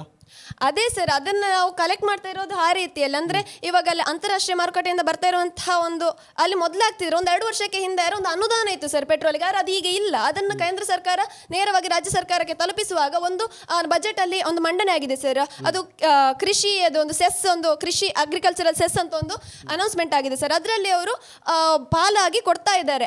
ಅಷ್ಟೇ ಅದು ಕೇಂದ್ರ ಸರ್ಕಾರಕ್ಕೆ ಹೋಗೋದು, ಉಳಿದದ್ದೆಲ್ಲ ಅಂತ ರಾಜ್ಯ ಸರ್ಕಾರವೇ ಜನಹಿತಕ್ಕೋಸ್ಕರ ಅವರು ಟ್ಯಾಕ್ಸ್ನ ಹಾಕಿ ಅವರು ಆದಾಯನ ಸೇರಿಸಿಕೊಂಡು ನಂತರ ಅದನ್ನು ಜನಕ್ಕೆ ತಲುಪಿಸುವಂತ ಎಲ್ಲ ಪ್ರಾಮಾಣಿಕ ಪ್ರಯತ್ನವನ್ನು ಮಾಡಿದ್ದಾರೆ, ಹಾಗೆ ತಲುಪಿಸಿದ್ದಾರೆ ಕೂಡ ಸರ್. ಸರ್ಕಾರ ಬೇಕಿದ್ರು ಸಹಾಯಧನ ಬೇಕಿದ್ರು ನೀವು ಸರ್ಕಾರದತ್ತ ನೋಡ್ತೀರಿ, ಆದರೆ ಪೆಟ್ರೋಲ್ ಬೆಲೆ ಜಾಸ್ತಿ ಆದರೆ ಮಾತ್ರ ಸರ್ಕಾರವನ್ನು ದೂರ್ತೀರಿ. ಇದು ಸರಿಯಾ ಅಂತ?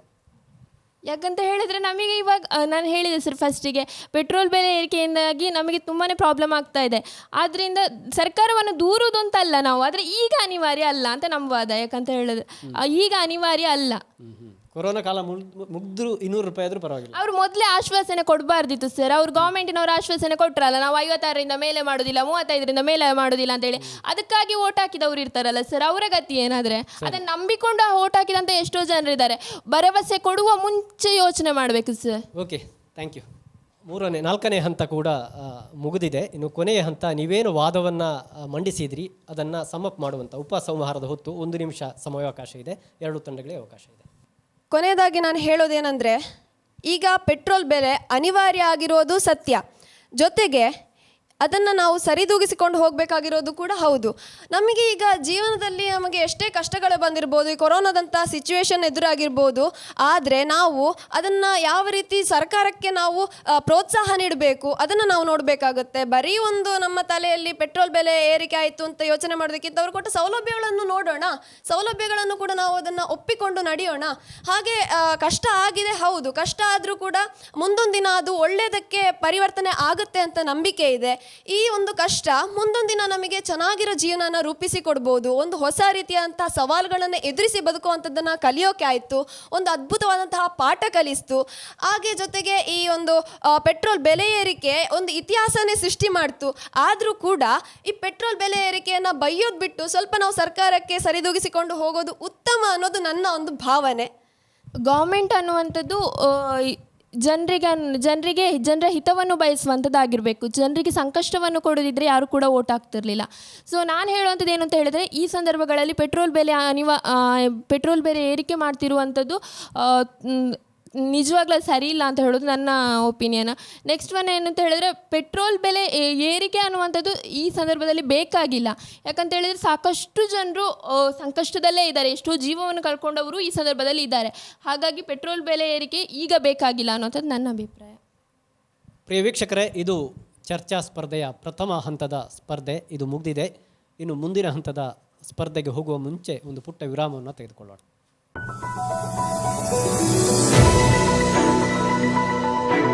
ನಮಸ್ಕಾರ ವೀಕ್ಷಕರೇ, ಸುದ್ದಿ ನ್ಯೂಸ್ ಬುಲೆಟಿನ್ಗೆ ಸ್ವಾಗತ. ನಾನು ವಿಸ್ಮಯ ಬುಡ್ಲೆಗುತ್ತು.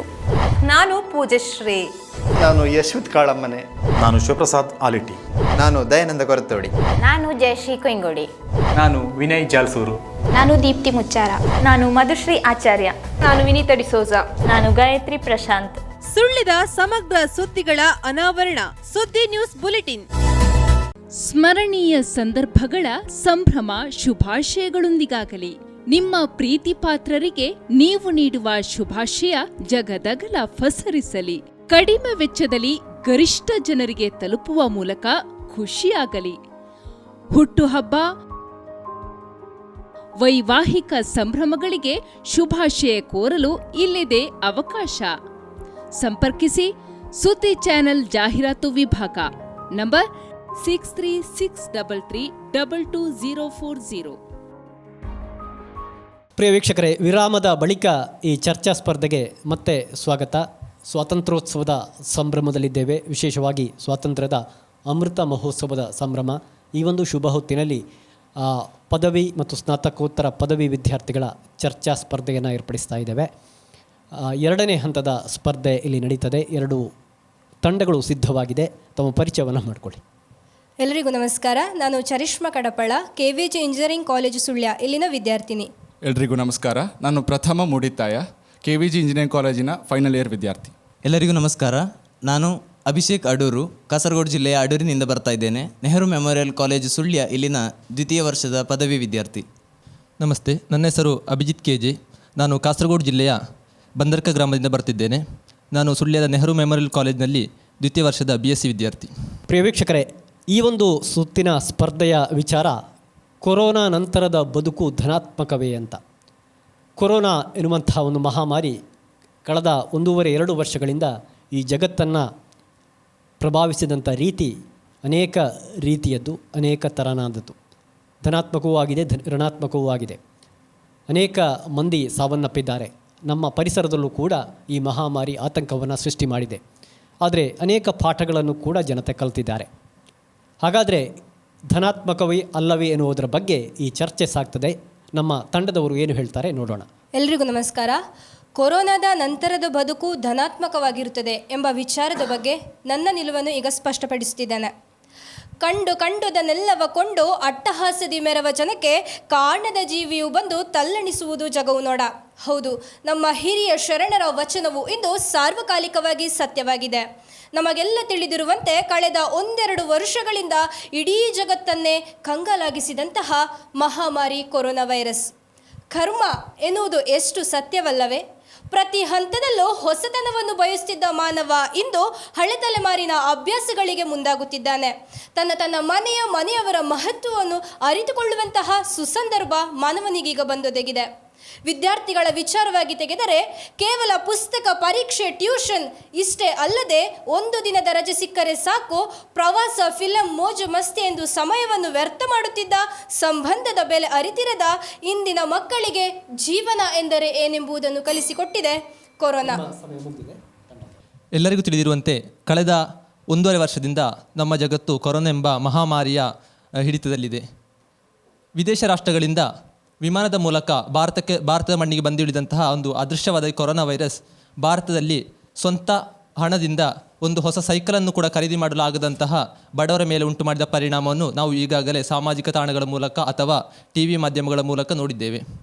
ಅದೇ ರೀತಿ ಕಳೆದ ಲಾಕ್ಡೌನ್ ಘೋಷಣೆಯಾದ ಹಿನ್ನೆಲೆಯಲ್ಲಿ ಭಾರತದ ಹಲವು ರಾಜ್ಯಗಳಲ್ಲಿದ್ದಂತಹ ಹೊರ ರಾಜ್ಯ ಕಾರ್ಮಿಕರಿರ್ಬೋದು, ಅವರು ಪಲಾಯನ ಮಾಡಿದ ಸಂದರ್ಭವನ್ನು 1947ರಲ್ಲಿ ಭಾರತ ಪಾಕಿಸ್ತಾನ ಪಲಾಯನದ ಆ ದೃಶ್ಯಕ್ಕೆ ಹೋಲಿಸುವಂತೆ ಇತಿಹಾಸಕಾರರು ಹೋಲಿಸುತ್ತಿದ್ದಾರೆ. ಅದೇ ರೀತಿ ನಮ್ಮ ಸಮಾಜದಲ್ಲಿ ಇರುವಂತಹ ಹಿಂದಿನ ಬಿಕ್ಕಟ್ಟುಗಳ ಜೊತೆಗೆ ಈ ಒಂದು ಹೊಸ ಬಿಕ್ಕಟ್ಟು ಬಂದಾಗ ಸರ್ಕಾರಗಳು ಇರ್ಬೋದು ಅಥವಾ ಖಾಸಗಿ ಸಂಘ ಸಂಸ್ಥೆಗಳಿರ್ಬೋದು, ಅವರ ಆರ್ಥಿಕ ಖರ್ಚು ವೆಚ್ಚಗಳು ಹೆಚ್ಚಾಯಿತು. ಅದೇ ರೀತಿ ಅವರ ಆದಾಯ ಮೂಲಗಳು ಕಡಿಮೆ ಆಯಿತು. ಇದು ಸರ್ಕಾರವನ್ನು ಇರ್ಬೋದು ಅಥವಾ ಸಾಮಾಜಿಕ ಬದುಕನ್ನು ಇರ್ಬೋದು ತುಂಬ ಕಷ್ಟಕರವಾಗಿಸಿದೆ. ಪ್ರಥಮ ಹಂತ ಕೊನೆಗೊಂಡಿದೆ. ಎರಡನೇ ಹಂತ ನೀವೇನು ವಿಚಾರವನ್ನು ಪ್ರಸ್ತಾಪನೆ ಮಾಡಿದ್ರಿ ಅದನ್ನು ಇನ್ನಷ್ಟು ಗಟ್ಟಿಗೊಳಿಸಲಿಕ್ಕೆ ಅವಕಾಶ ಇದೆ ಮಂಡನೆಯ ಮೂಲಕ. ಆಮೂಲಾಗ್ರ ಬದಲಾವಣೆ ಎಂಬುದು ಪ್ರಕೃತಿಯಿಂದಲೇ ಆದುದರಿಂದ ಕೊರೋನಾವೆಂಬುದು ಈ ಜಗತ್ತಿಗೆ ಧನಾತ್ಮಕವಾಗಿದೆ ಎನ್ನುವುದರಲ್ಲಿ ಯಾವುದೇ ಸಂದೇಹವಿಲ್ಲ. ಬಹುಶಃ ಅನೇಕಾರು ಬದಲಾವಣೆಗಳನ್ನು ಕಂಡಂತಹ ಮಾನವನಿಗೆ ತನ್ನ ಮುಂದಿನ ಬದುಕು ಧನಾತ್ಮಕವಾಗಿರುತ್ತದೆ. ಜಗತ್ತಿಗೆ ಕೊರೋನಾದಂತಹ ಸಾಂಕ್ರಾಮಿಕ ರೋಗಗಳು ಬಂದಿರುವುದು ಇದೇ ಮೊದಲ ಬಾರಿಯಲ್ಲ. ಇತಿಹಾಸವನ್ನು ಕೆದಕಿದರೆ ಅದೆಷ್ಟೋ ಸಾಂಕ್ರಾಮಿಕ ರೋಗಗಳು ಜಗತ್ತನ್ನೇ ತಲ್ಲಣಗೊಳಿಸುವಂತೆ ಮಾಡಿವೆ. ಅದುವೇ ಜಗತ್ತಿನ ಅಂತ್ಯ ಎಂದು ಭಾಸವಾಗುವಂತೆ ಕೂಡ ಮಾಡಿವೆ. ಆದರೆ ಅವೆಲ್ಲವನ್ನು ನಾವು ಗೆಲ್ಲುತ್ತಾ ಮುಂದೆ ಬಂದಿದ್ದೇವೆ. ಫ್ಲೇಗ್, ಕಾಲರ, ಸಿಡುಬು ಇಷ್ಟೇ ಏಕೆ, ಮಹಾಯುದ್ಧಗಳಂಥ ದಾರುಣ ಸ್ಥಿತಿಗಳ ನಂತರವೂ ಸುಧಾರಿಸಿಕೊಂಡು ಜಗತ್ತು ಮುಂದುವರಿದಿದೆ, ಹಾಗೆ ಯಥಾಸ್ಥಿತಿಗೆ ಬಂದಿದೆ. ಇನ್ನು ಕೊರೋನಾದ ಸಂದರ್ಭಗಳಲ್ಲಿ ಅನೇಕಾರು ಏರಿಳಿತಗಳಾಗಿದ್ದು ನಿಜ. ಆದರೆ ಅವೆಲ್ಲವನ್ನು ಸಮದೂಗಿಸುವಂತಹ ವಿಚಾರಗಳು ಈಗಾಗಲೇ ನಡೆದಿವೆ. ಕೇವಲ ಒಂದೇ 1 ವರ್ಷದ ಅವಧಿಯಲ್ಲಿ ಅದೆಷ್ಟೋ ಸಮಸ್ಯೆಗಳನ್ನು ಸರ್ಕಾರವು ಇಂದು ಸುಧಾರಿಸಿಕೊಂಡು ಯಥಾಸ್ಥಿತಿಯತ್ತ ತರುತ್ತಿದೆ ಎಂದಾದರೆ ಮುಂದೆ ಎಲ್ಲ ವಿಚಾರಗಳು ಕೂಡ, ಎಲ್ಲ ಸಮಸ್ಯೆಗಳು ಕೂಡ ಯಥಾಸ್ಥಿತಿಯಾಗುವುದರಲ್ಲಿ ಯಾವುದೇ ಸಂದೇಹವಿಲ್ಲ.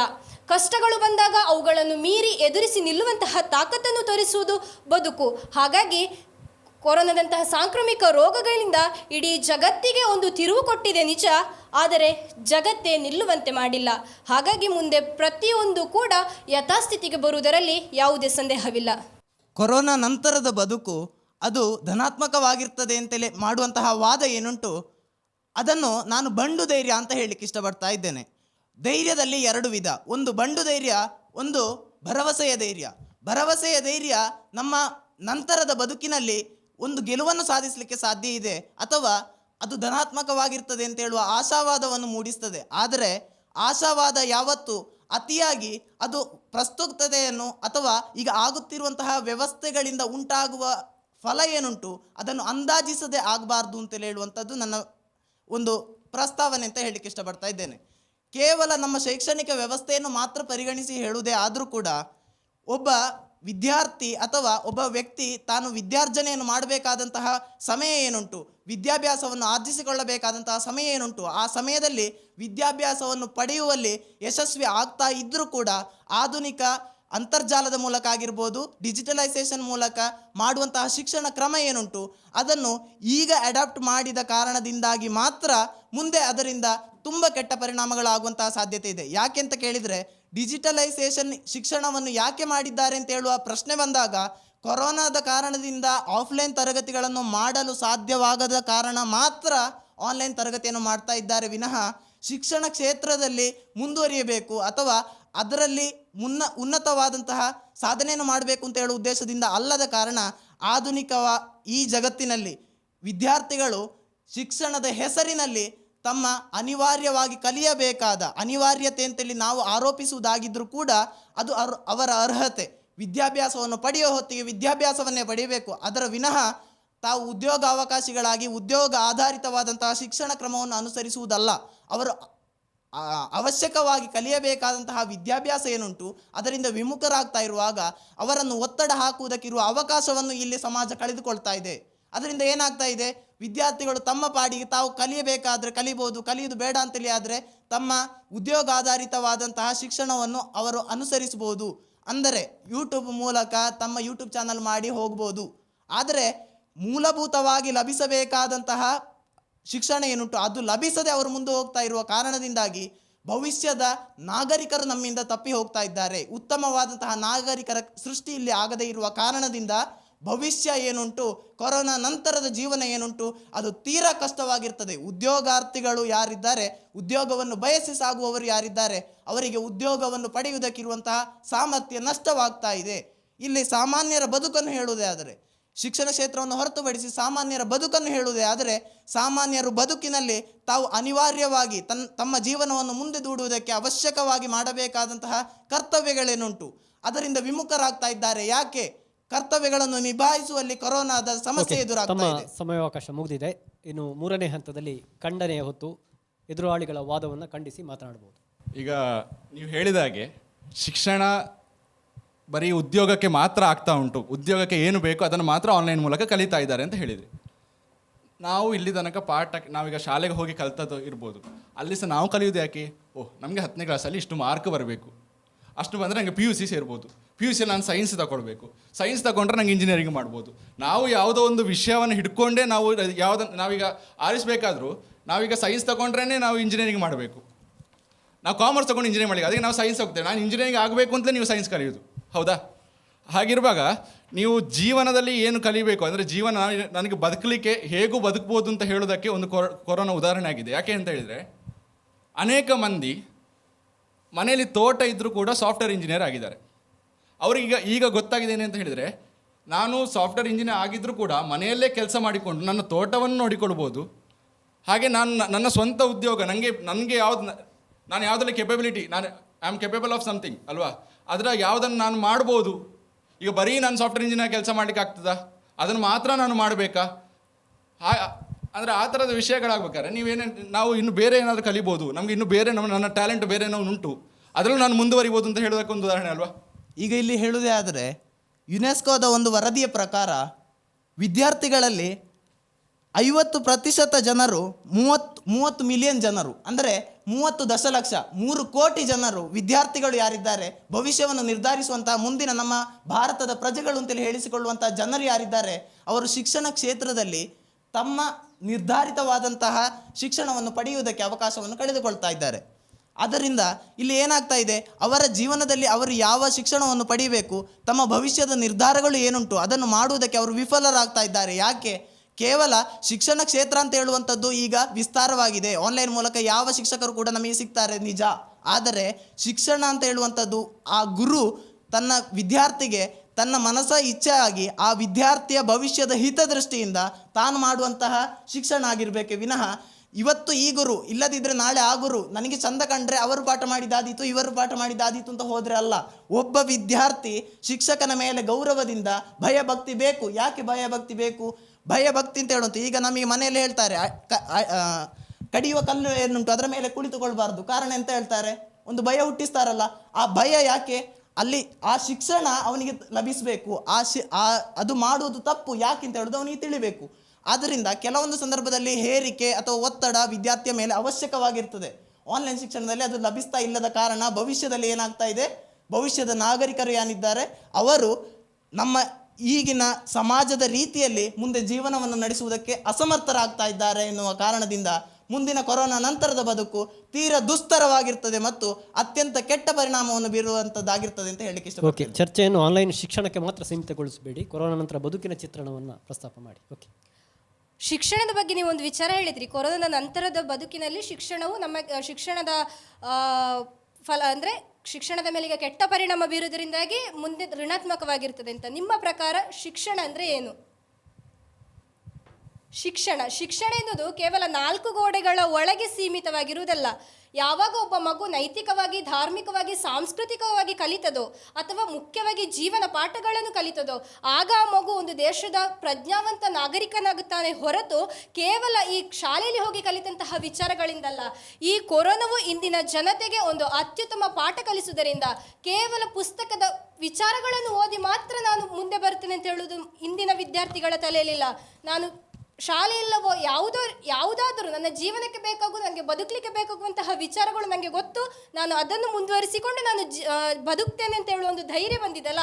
ಹಾಗಾಗಿ ಶಿಕ್ಷಣವು ಒಂದು ಈಗ ಕೊರೋನಾದ ಸಂದರ್ಭಗಳಲ್ಲಿ ಒಂದು ರೀತಿಯ ಏರಿಳಿತಗಳಾಗಿರ್ಬೋದು, ಶಿಕ್ಷಣದಲ್ಲಿ ಕಷ್ಟಗಳಾಗಿರ್ಬೋದು, ಆದರೆ ಮುಂದೆ ಅದಾವುದು ಕೂಡ ಸ್ಥಿರವಲ್ಲ. ಅಂದರೆ ಅದುವೇ ಮುಂದುವರಿಯುವುದಿಲ್ಲ.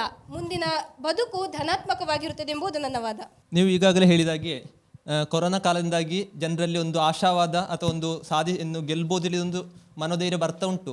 ಆದರೆ ಅದರ ದೂರಗಾಮಿ ಪರಿಣಾಮವಾಗಿ ನಾವು ನೋಡಬೇಕಾದ್ರೆ ನಮ್ಮ ಭಾರತದಲ್ಲಿ ಹೆಚ್ಚು ಅಂದರೆ ಇತ್ತೀಚೆಗೆ 2021 ಜನವರಿಯಲ್ಲಿ ಬಿಡುಗಡೆಯಾದ ನಬಾರ್ಡ್ನ ಲೆಕ್ಕ ಪ್ರಕಾರ 50% ಜನ ಭಾರತದಲ್ಲಿ ಕೃಷಿಯನ್ನು ಆದಾಯವಾಗಿ ಅಥವಾ ಕೃಷಿಯನ್ನು ಅವಲಂಬಿತವಾಗಿ ಜೀವಿಸ್ತಾ ಇದ್ದಾರೆ.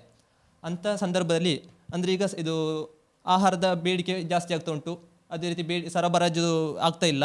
ಈ ಹಿನ್ನೆಲೆಯಲ್ಲಿ ಆಹಾರದ ವಸ್ತುಗಳಿಗೆ ಮತ್ತು ಕೃಷಿ ಉತ್ಪನ್ನಗಳಿಗೆ ಮಾರುಕಟ್ಟೆಯಲ್ಲಿ ಬೆಲೆಯೂ ಹೆಚ್ಚಾಗ್ತಾ ಉಂಟು. ಅದು ಕೃಷಿಕರಿಗೆ ಒಂದು ಲೆಕ್ಕದಲ್ಲಿ ಸಂತೋಷ ಕೊಡ್ಬೋದು. ಇದೇ ಸಂದರ್ಭದಲ್ಲಿ ಉದಾಹರಣೆಗೆ ನಮ್ಮ ದಕ್ಷಿಣ ಕನ್ನಡ ಲೆಕ್ಕ ತೆಗೆದರೂ ಕೂಡ ಇಲ್ಲಿ ಅಡಿಕೆ ಕೃಷಿ ಉಂಟು. ಅಡಿಕೆ ಬೆಲೆ ಈಗ ಕೊರೋನಾ ಬಂದ ನಂತರ 2 ಪಟ್ಟು ಜಾಸ್ತಿ ಆಯಿತು. ಅದೇ ಸಂದರ್ಭದಲ್ಲಿ ಅದರ ಕಾರ್ಮಿಕರ ವೆಚ್ಚ ಇರ್ಬೋದು, ಔಷಧಿ ಅಥವಾ ಗೊಬ್ಬರ ಬೆಲೆ ಇರ್ಬೋದು, ಅದು ಕೂಡ ಒಂದು 20-25% ಹೆಚ್ಚಾಗಿದೆ. ಆಗ ಮುಂದಿನ ದಿನಗಳಲ್ಲಿ ಕೊರೋನಾ ನಂತರ ದಿನಗಳಲ್ಲಿ ಈ ಕೃಷಿಯ ಬೆಲೆ ಯಾವುದಿರ್ಬೋದು ಅಂದರೆ ಇದು ವಿದೇಶದಿಂದ ಕೃಷಿಯ ಉತ್ಪನ್ನಗಳು ಆಮದು ಪುನಃ ಆರಂಭ ಆಗುವ ಸಂದರ್ಭದಲ್ಲಿ ಇಲ್ಲಿಯ ಪ್ರಾದೇಶಿಕ ವಸ್ತುಗಳಿಗೆ ಬೇಡಿಕೆ ಕಡಿಮೆ ಆಗ್ಬೋದು. ಈ ಸಂದರ್ಭದಲ್ಲಿ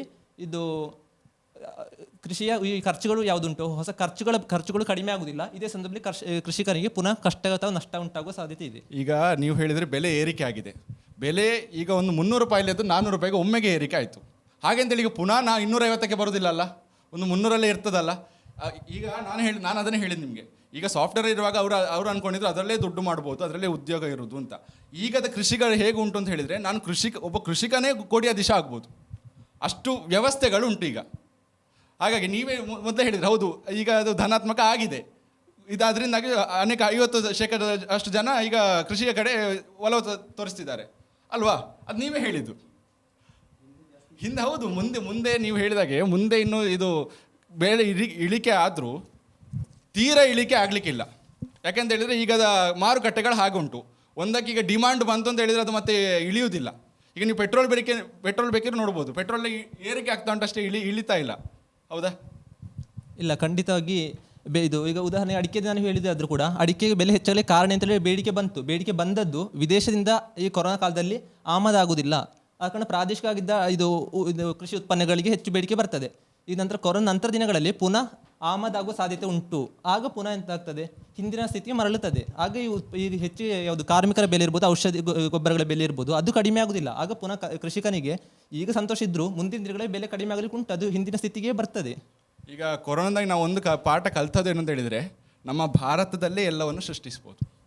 ಈಗ ನಾವು ಹೊರಗಿಂದ ತರ್ತಾ ಇದ್ದೇವೆ. ಈಗ ಇದು ನಾನು ಪೆಟ್ರೋಲ್ ಹೇಳಿದರು, ಹೊರಗಿಂದ ಅದನ್ನು ನಾವು ಇಂಪೋರ್ಟ್ ಮಾಡ್ತಿರೋ ಕಾರಣ ಅದಕ್ಕೆ ಬೆಲೆ ಹೆಚ್ಚಾಗ್ತಾ ಉಂಟು, ಅದಕ್ಕೆ ಡಿಮಾಂಡ್ ಜಾಸ್ತಿ ಆಗ್ತಾ ಉಂಟು. ಅದೇ ನೀವು ನಮ್ಮ ದೇಶದಲ್ಲೇ ಅದನ್ನು ಬೆಳೆಸಿದರೆ, ಈಗ ದೇಶದಲ್ಲೇ ಈಗ ಎಲ್ಲ ಸಿಗ್ತದೆ ಅಂತ ಹೇಳಿ ಆದಮೇಲೆ ಬೇರೆ ದೇಶಕ್ಕೆ ನಾವು ಯಾಕೆ ಹೋಗಬೇಕು? ಈಗ ಹೇಗಾಗಿದೆ ಅಂದರೆ ನಮ್ಮ ಕಾಲ ನಾವು ನಿಂತುಕೊಳ್ಬೋದು. ದೇಶ ಈಗ ಹೇಗೆ ಹೇಳಿದೆ ಅಂತಂದರೆ ನಮ್ಮ ಕಾಲ ನಾವು ನಿಂತುಕೊಳ್ಬೋದು, ಅಷ್ಟು ಧೈರ್ಯ ನಮ್ಮ ದೇಶಕ್ಕೆ ಬಂದಿದೆ. ಕೇವಲ ಕೃಷಿ ಕ್ಷೇತ್ರವನ್ನು ಮಾತ್ರ ಹೇಳದೆ ಒಂದು ವ್ಯವಹಾರದ ದೃಷ್ಟಿಯಿಂದ ನೋಡುವುದೇ ಆಗಿದ್ದರೆ, ವ್ಯವಹಾರದ ವ್ಯಾಪಾರಸ್ಥರು ಯಾರಿದ್ದಾರೆ ಅವರು ಅನುಭವಿಸುವಷ್ಟು ಕಷ್ಟ ಈಗ ಯಾರು ಅನುಭವಿಸ್ತಾ ಇಲ್ಲ, ನಿಜ. ಆದರೆ ಭವಿಷ್ಯದಲ್ಲಿ ಇದೆಲ್ಲ ಸುಧಾರಿಕೆ ಆಗ್ತದೆ, ಕೊರೋನಾ ಹೋಗ್ತದೆ, ಮೊದಲಿನ ಹಾಗೆ ವ್ಯಾಪಾರವನ್ನು ಪ್ರಾರಂಭಿಸ್ಬೋದು ಅಂತ ನಾವು ವ್ಯಾಪಾರಿಗಳಿಗೆ ಆಶ್ವಾಸನೆಯನ್ನು ಕೊಡಬಹುದು. ಆದರೆ ಏನಾಗ್ತಾ ಇದೆ ಅಂತ ಕೇಳಿದರೆ, ಇಂದಿನ ಜೀವನದಲ್ಲಿ ವ್ಯಾಪಾರಸ್ಥರು ಯಾರಿದ್ದಾರೆ ತಾವು ಮಾಡಿದ ಹೂಡಿಕೆ ಅದು ಬಹುಪಟ್ಟು ಆದಾಯವಾಗಿ ಹಿಂದಿರುಗಿ ಬರ್ತದೆ ಅಂತಲೇ ಹೇಳುವಂತಹ ನಿರೀಕ್ಷೆ ಅವರಲ್ಲಿ ಇತ್ತು. ಅದು ಕೇವಲ ಬಂಡವಾಳಶಾಹಿಗಳು ಯಾರಿದ್ದಾರೆ ಅಥವಾ ದೊಡ್ಡ ಮಟ್ಟದ ಕೈಗಾರಿಕೆಯನ್ನು ನಡೆಸುವವರು ಯಾರಿದ್ದಾರೆ ಅವರಿಗೆ ಮಾತ್ರ ಅದು ಅಪ್ಲೈ ಆಗ್ತದೆ. ಅಲ್ಲದೆ ಸಾಮಾನ್ಯದ ವ್ಯಾಪಾರಸ್ಥರು ಯಾರಿದ್ದಾರೆ, ಹೆಚ್ಚಿನ ಬಂಡವಾಳವನ್ನು ವ್ಯಯ ಮಾಡದೆ ಕೇವಲ ಸಣ್ಣ ಮಟ್ಟಿನ ವ್ಯಾಪಾರವನ್ನು ಮಾಡುವಂಥ ವ್ಯಕ್ತಿಗಳು ಯಾರಿದ್ದಾರೆ ಅವರಿಗೇನಾಗ್ತದೆ, ಭವಿಷ್ಯದಲ್ಲಿ ಅವರು ವ್ಯಾಪಾರ ಮಾಡುವಂತಹ ಸಾಧ್ಯತೆಯನ್ನು ಕಳೆದುಕೊಳ್ತಾ ಇದ್ದಾರೆ. ಯಾಕೆ?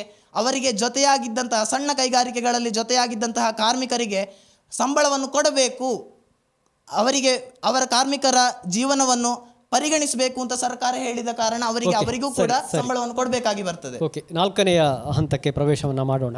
ಈಗಾಗಲೇ ತಾವು ಹೇಳಿದಿರಿ ಭಾರತದಲ್ಲಿಯೇ ಎಲ್ಲವನ್ನ ಸೃಷ್ಟಿ ಮಾಡಲಿಕ್ಕೆ ಕೊರೋನಾ ಪಾಠ ಕಲಿಸಿದೆ ಅಂತ. ಆದರೆ ಭಾರತದಲ್ಲಿ ಲಕ್ಷಾಂತರ ಮಂದಿ ಉದ್ಯೋಗ ಕಳ್ಕೊಂಡಿದ್ದಾರೆ. ಅವರು ಯಾರಿಗೂ ಕೂಡ ಕೃಷಿ ಇಲ್ಲ ಮನೆಯಲ್ಲಿ ತುಂಬ ಜನರಿಗೆ. ಅದೇ ರೀತಿಯಲ್ಲಿ ಈಗಾಗಲೇ ಅವರು ಹೇಳಿದಾಗೆ ವ್ಯವಹಾರಸ್ಥರು ನಷ್ಟ ಅನುಭವಿಸಿದ್ದಾರೆ. ಅನೇಕ ಮಂದಿ ಆತ್ಮಹತ್ಯೆ ಮಾಡಿಕೊಳ್ಳುವಂತಹ ಸಂದರ್ಭ ಇದೆ. ಇದೆಲ್ಲವೂ ಕೂಡ ಇದ್ದು ಕೊರೋನಾ ನಂತರದ ಬದುಕು ಧನಾತ್ಮಕ ಅಂತ ಹೇಳ್ತೀರಲ್ಲ, ಹೇಗೆ? ನಿರುದ್ಯೋಗ ಸಮಸ್ಯೆ ಬಹುಶಃ ಕೊರೋನಾದ ನಂತರ ಬಂದದ್ದಲ್ಲ.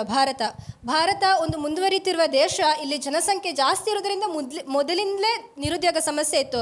ಅದರಲ್ಲಿ ನಾವು ಪರಿಗಣಿಸಬೇಕಾದ ಮುಖ್ಯ ವಿಚಾರ ಎಂತಂತ ಹೇಳಿದರೆ, ಮಾರ್ಚ್ 2020 ಅಂದರೆ ಆ ಟೈಮಲ್ಲಿ ಕೊರೋನಾ ಜಾಸ್ತಿ ಇತ್ತು. ಆ ಸಂದರ್ಭದಲ್ಲಿ ನಿರುದ್ಯೋಗದ ದರ 23.5% ಏರಿತು. ಆದರೆ ಪ್ರಸ್ತುತ ದಿನಗಳಲ್ಲಿ ಜೂನ್ 2021 ಹೊತ್ತಿಗೆ 8.7% ಇಳಿದಿದೆ. ಕೇವಲ ಒಂದೇ ಒಂದು ವರ್ಷದ ಅವಧಿಯಲ್ಲಿ ಇಷ್ಟು ಒಂದು ಅದನ್ನು ಯಥಾಸ್ಥಿತಿಗೆ ತಗೊಂಡು ಬರ್ತಿರುವಾಗ ಮುಂದೆ ಅದನ್ನು ಸಾಗಿಸುವುದೇನು ಕಷ್ಟದ ವಿಚಾರವಲ್ಲ. ಆದರೆ ಈ ನಿರುದ್ಯೋಗಗಳು ದೊಡ್ಡ ದೊಡ್ಡ ಸಂಸ್ಥೆಗಳಿಗೆ ಸಂಬಂಧಪಟ್ಟ ಹಾಗೆ ಮಾತ್ರ ಅಲ್ಲಿ ದಾಖಲಾಗ್ತದೆ. ಈ ಸಣ್ಣ ಸಣ್ಣ ಸಂಸ್ಥೆಗಳಿಗೆ ಸಂಬಂಧಪಟ್ಟ ಹಾಗೆ ಈ ನಿಮ್ಮ ರೇಟ್ ಏನು ಕೂಡ ದಾಖಲಾಗೋದಿಲ್ಲ. ಇಂದು ಪ್ರತಿಯೊಬ್ಬ ಮನುಷ್ಯನು ಕೂಡ ಬದುಕಿನ ಪಾಠ ಕಲಿತವ ಬದುಕಿನಲ್ಲಿ ಯಾವತ್ತೂ ಕೂಡ ಸೋಲಿಕ್ಕೆ ಸಾಧ್ಯವಿಲ್ಲ. ಕೇವಲ ಕೊರೋನಾದ ಸಂದರ್ಭದಲ್ಲಿ ಹೇಗಾಗಿದೆ ಅಂದರೆ, ಒಂದು ಕೆಲಸಕ್ಕೆ ಮಾತ್ರ ಸೀಮಿತ ಆಗಿರಲಿಲ್ಲ. ಅವನ ಜೀವನಕ್ಕೆ ಬೇಕಾದಂತಹ ಹಲವು ದಾರಿಗಳನ್ನು ಹುಡುಕಿಕೊಂಡಿದ್ದಾನೆ. ಹಾಗಾಗಿ ಅವನಿಗೆ ಮುಂದಿನ ಬದುಕು ಯಾಕೆ ಕಷ್ಟ ಆಗಬೇಕು? ಓಕೆ, ಯಾಕೆ ಕಷ್ಟ ಆಗಬೇಕು?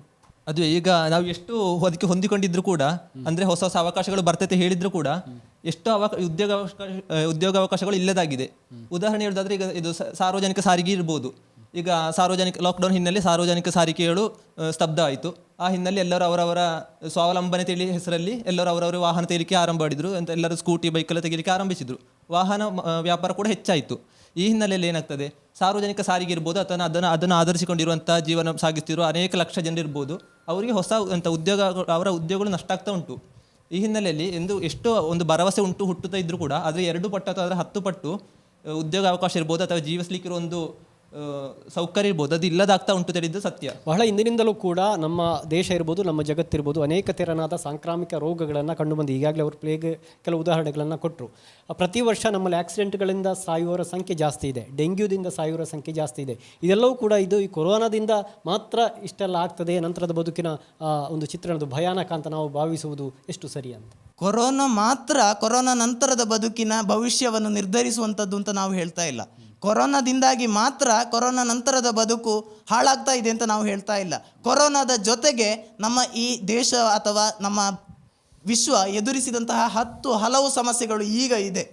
ಈ ಎಲ್ಲ ಸಮಸ್ಯೆಗಳನ್ನು ಪರಿಗಣಿಸಿ ಇಷ್ಟರವರೆಗೆ ಇನ್ನು ಮಾಡಬೇಕು ಅಥವಾ ಸಾಧಿಸಬೇಕು ಅಂತೇಳಿ ಯಾವುದೆಲ್ಲ ಈ ಯೋಜನೆಗಳನ್ನು ಸರ್ಕಾರ ಕೈಗೊಂಡಿತ್ತೋ ಅವುಗಳಿಗೆಲ್ಲ ವ್ಯಯ ಮಾಡಬೇಕಾದ ಹಣವನ್ನು ಕೇವಲ ಲಸಿಕೆಗಾಗಿ ಕೇವಲ ಅಂತೇಳಿ ಯಾಕೆ ಬಳಸ್ತಾ ಇದ್ದೇವೆ ಅಂತ ಕೇಳಿದರೆ, ಕೊರೋನಾ ನಂತರದ ಬದುಕು ಅಂತೇಳಿ ಹೇಳುವಾಗಲೇ ನಾವು ಇಲ್ಲಿ ಕೊರೋನಾ ಮುಗಿದಿದೆ ಅಂತ ಆಲೋಚನೆ ಮಾಡಿ ಆಗಿದೆ. ಆದ ಕಾರಣ ಕೊರೋನಾ ಹೋಗ್ತದೆ ಅಂತ ಹೇಳೋದ್ರಲ್ಲಿ ನಮಗೆ ಯಾವ ಸಂಶಯವೂ ಇಲ್ಲ. ಕೊರೋನಾದ ನಂತರದ ಬದುಕು ಏನುಂಟು ಅದಕ್ಕೆ ಹೆಚ್ಚಾಗಿ ಖರ್ಚು ಮಾಡಿ ನಾವು ಇಲ್ಲಿ ಕೊರೋನಾ ನಂತರದ ಬದುಕನ್ನು ಸೃಷ್ಟಿಸ್ತಾ ಇರುವ ಕಾರಣದಿಂದಾಗಿ ಕೊರೋನಾ ನಂತರದ ಬದುಕಿನಲ್ಲಿ ವ್ಯಯ ಮಾಡಲಿಕ್ಕೆ ಹಣ ಇರುವಂಥದ್ದಿಲ್ಲ. ಸರ್ಕಾರದಲ್ಲಿ ಈ ಜನರಿಗೆ, ಈ ನಷ್ಟವಾದಂತಹ ವ್ಯಾಪಾರಸ್ಥರಿಗಿರ್ಬೋದು, ನಷ್ಟವಾದಂತಹ ನಿರುದ್ಯೋಗಿಗಳಿಗಿರ್ಬೋದು, ಅವರಿಗೆ ವ್ಯಯ ಮಾಡುವುದಕ್ಕಿರುವ ಹಣವನ್ನು ಈಗ ಕೊರೋನಾವನ್ನು ನಿರ್ಮೂಲನೆ ಮಾಡುವುದಕ್ಕೆ ಬಳಸುವುದಕ್ಕೆ ವ್ಯಯ ಆಗ್ತಾ ಇರುವ ಕಾರಣದಿಂದ ಈ ಎಲ್ಲ ಸಮಸ್ಯೆಗಳು ಎದುರಾಗಿ ಭವಿಷ್ಯದಲ್ಲಿ ಇನ್ನಷ್ಟು ದಾರುಣ ಸ್ಥಿತಿಯತ್ತ ನಮ್ಮ ಸಮಾಜ ತೆರಳುತ್ತದೆ.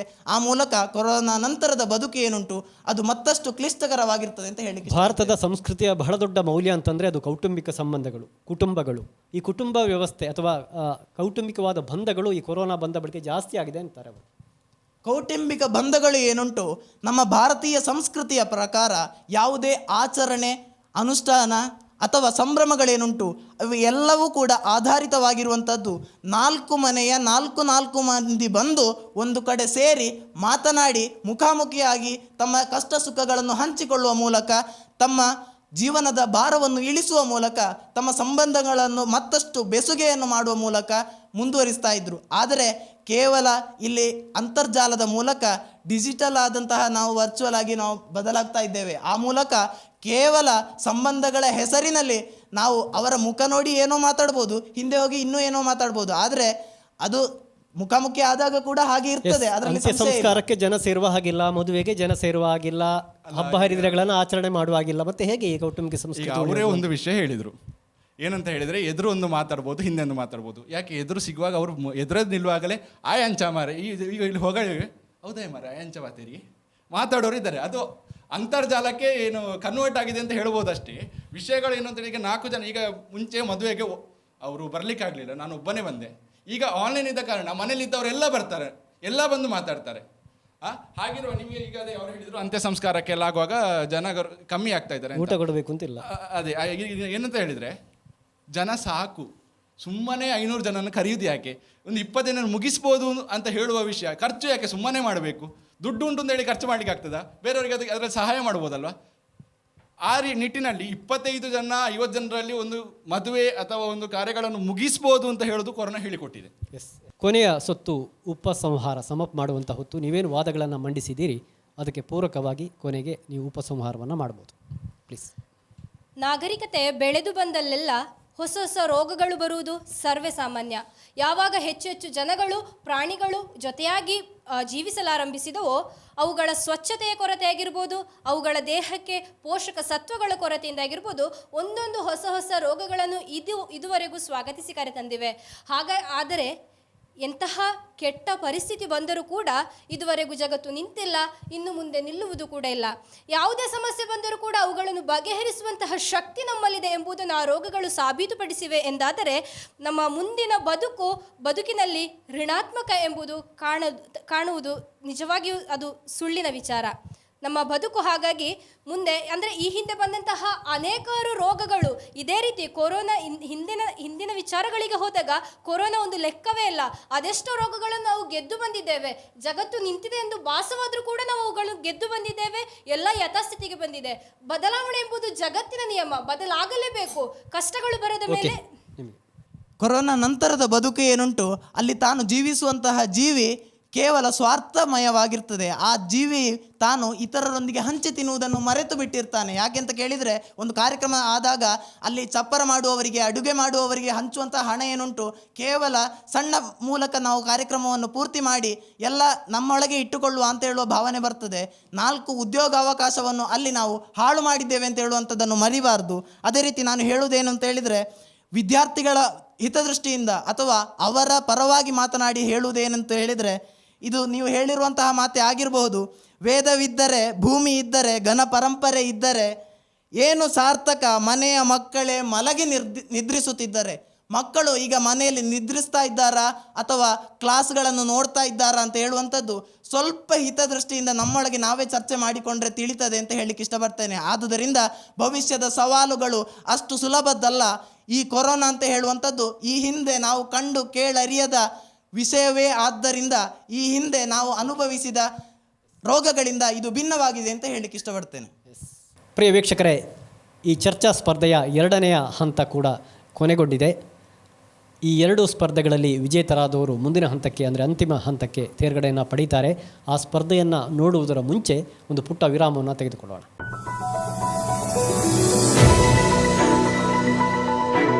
ನಮಸ್ಕಾರ ವೀಕ್ಷಕರೇ, ಸುದ್ದಿ ನ್ಯೂಸ್ ಬುಲೆಟಿನ್ಗೆ ಸ್ವಾಗತ. ನಾನು ವಿಸ್ಮಯ ಬುಡ್ಲೆಗುತ್ತು. ನಾನು ಪೂಜಶ್ರೀ. ನಾನು ಯಶ್ವಿತ್ ಕಾಳಮ್ಮನೆ. ನಾನು ಶಿವಪ್ರಸಾದ್ ಆಲಿಟಿ. ನಾನು ದಯಾನಂದ ಕೊರತೋಡಿ. ನಾನು ಜಯಶ್ರೀ ಕೊಯ್ಂಗೋಡಿ. ನಾನು ವಿನಯ್ ಜಾಲ್ಸೂರು. ನಾನು ದೀಪ್ತಿ ಮುಚ್ಚಾರ. ನಾನು ಮಧುಶ್ರೀ ಆಚಾರ್ಯ. ನಾನು ವಿನೀತಾ ಡಿಸೋಜ. ನಾನು ಗಾಯತ್ರಿ ಪ್ರಶಾಂತ್. ಸುಳ್ಳಿದ ಸಮಗ್ರ ಸುದ್ದಿಗಳ ಅನಾವರಣ. ಸುದ್ದಿ ನ್ಯೂಸ್ ಬುಲೆಟಿನ್. ಸ್ಮರಣೀಯ ಸಂದರ್ಭಗಳ ಸಂಭ್ರಮ ಶುಭಾಶಯಗಳೊಂದಿಗಾಗಲಿ. ನಿಮ್ಮ ಪ್ರೀತಿ ಪಾತ್ರರಿಗೆ ನೀವು ನೀಡುವ ಶುಭಾಶಯ ಜಗದಗಲ ಪಸರಿಸಲಿ. ಕಡಿಮೆ ವೆಚ್ಚದಲ್ಲಿ ಗರಿಷ್ಠ ಜನರಿಗೆ ತಲುಪುವ ಮೂಲಕ ಖುಷಿಯಾಗಲಿ. ಹುಟ್ಟುಹಬ್ಬ, ವೈವಾಹಿಕ ಸಂಭ್ರಮಗಳಿಗೆ ಶುಭಾಶಯ ಕೋರಲು ಇಲ್ಲಿದೆ ಅವಕಾಶ. ಸಂಪರ್ಕಿಸಿ ಸುದ್ದಿ ಚಾನೆಲ್ ಜಾಹೀರಾತು ವಿಭಾಗ. ನಂಬರ್ 6363322040. ಪ್ರಿಯ ವೀಕ್ಷಕರೇ, ವಿರಾಮದ ಬಳಿಕ ಮತ್ತೆ ಚರ್ಚಾ ಸ್ಪರ್ಧೆಗೆ ಸ್ವಾಗತ.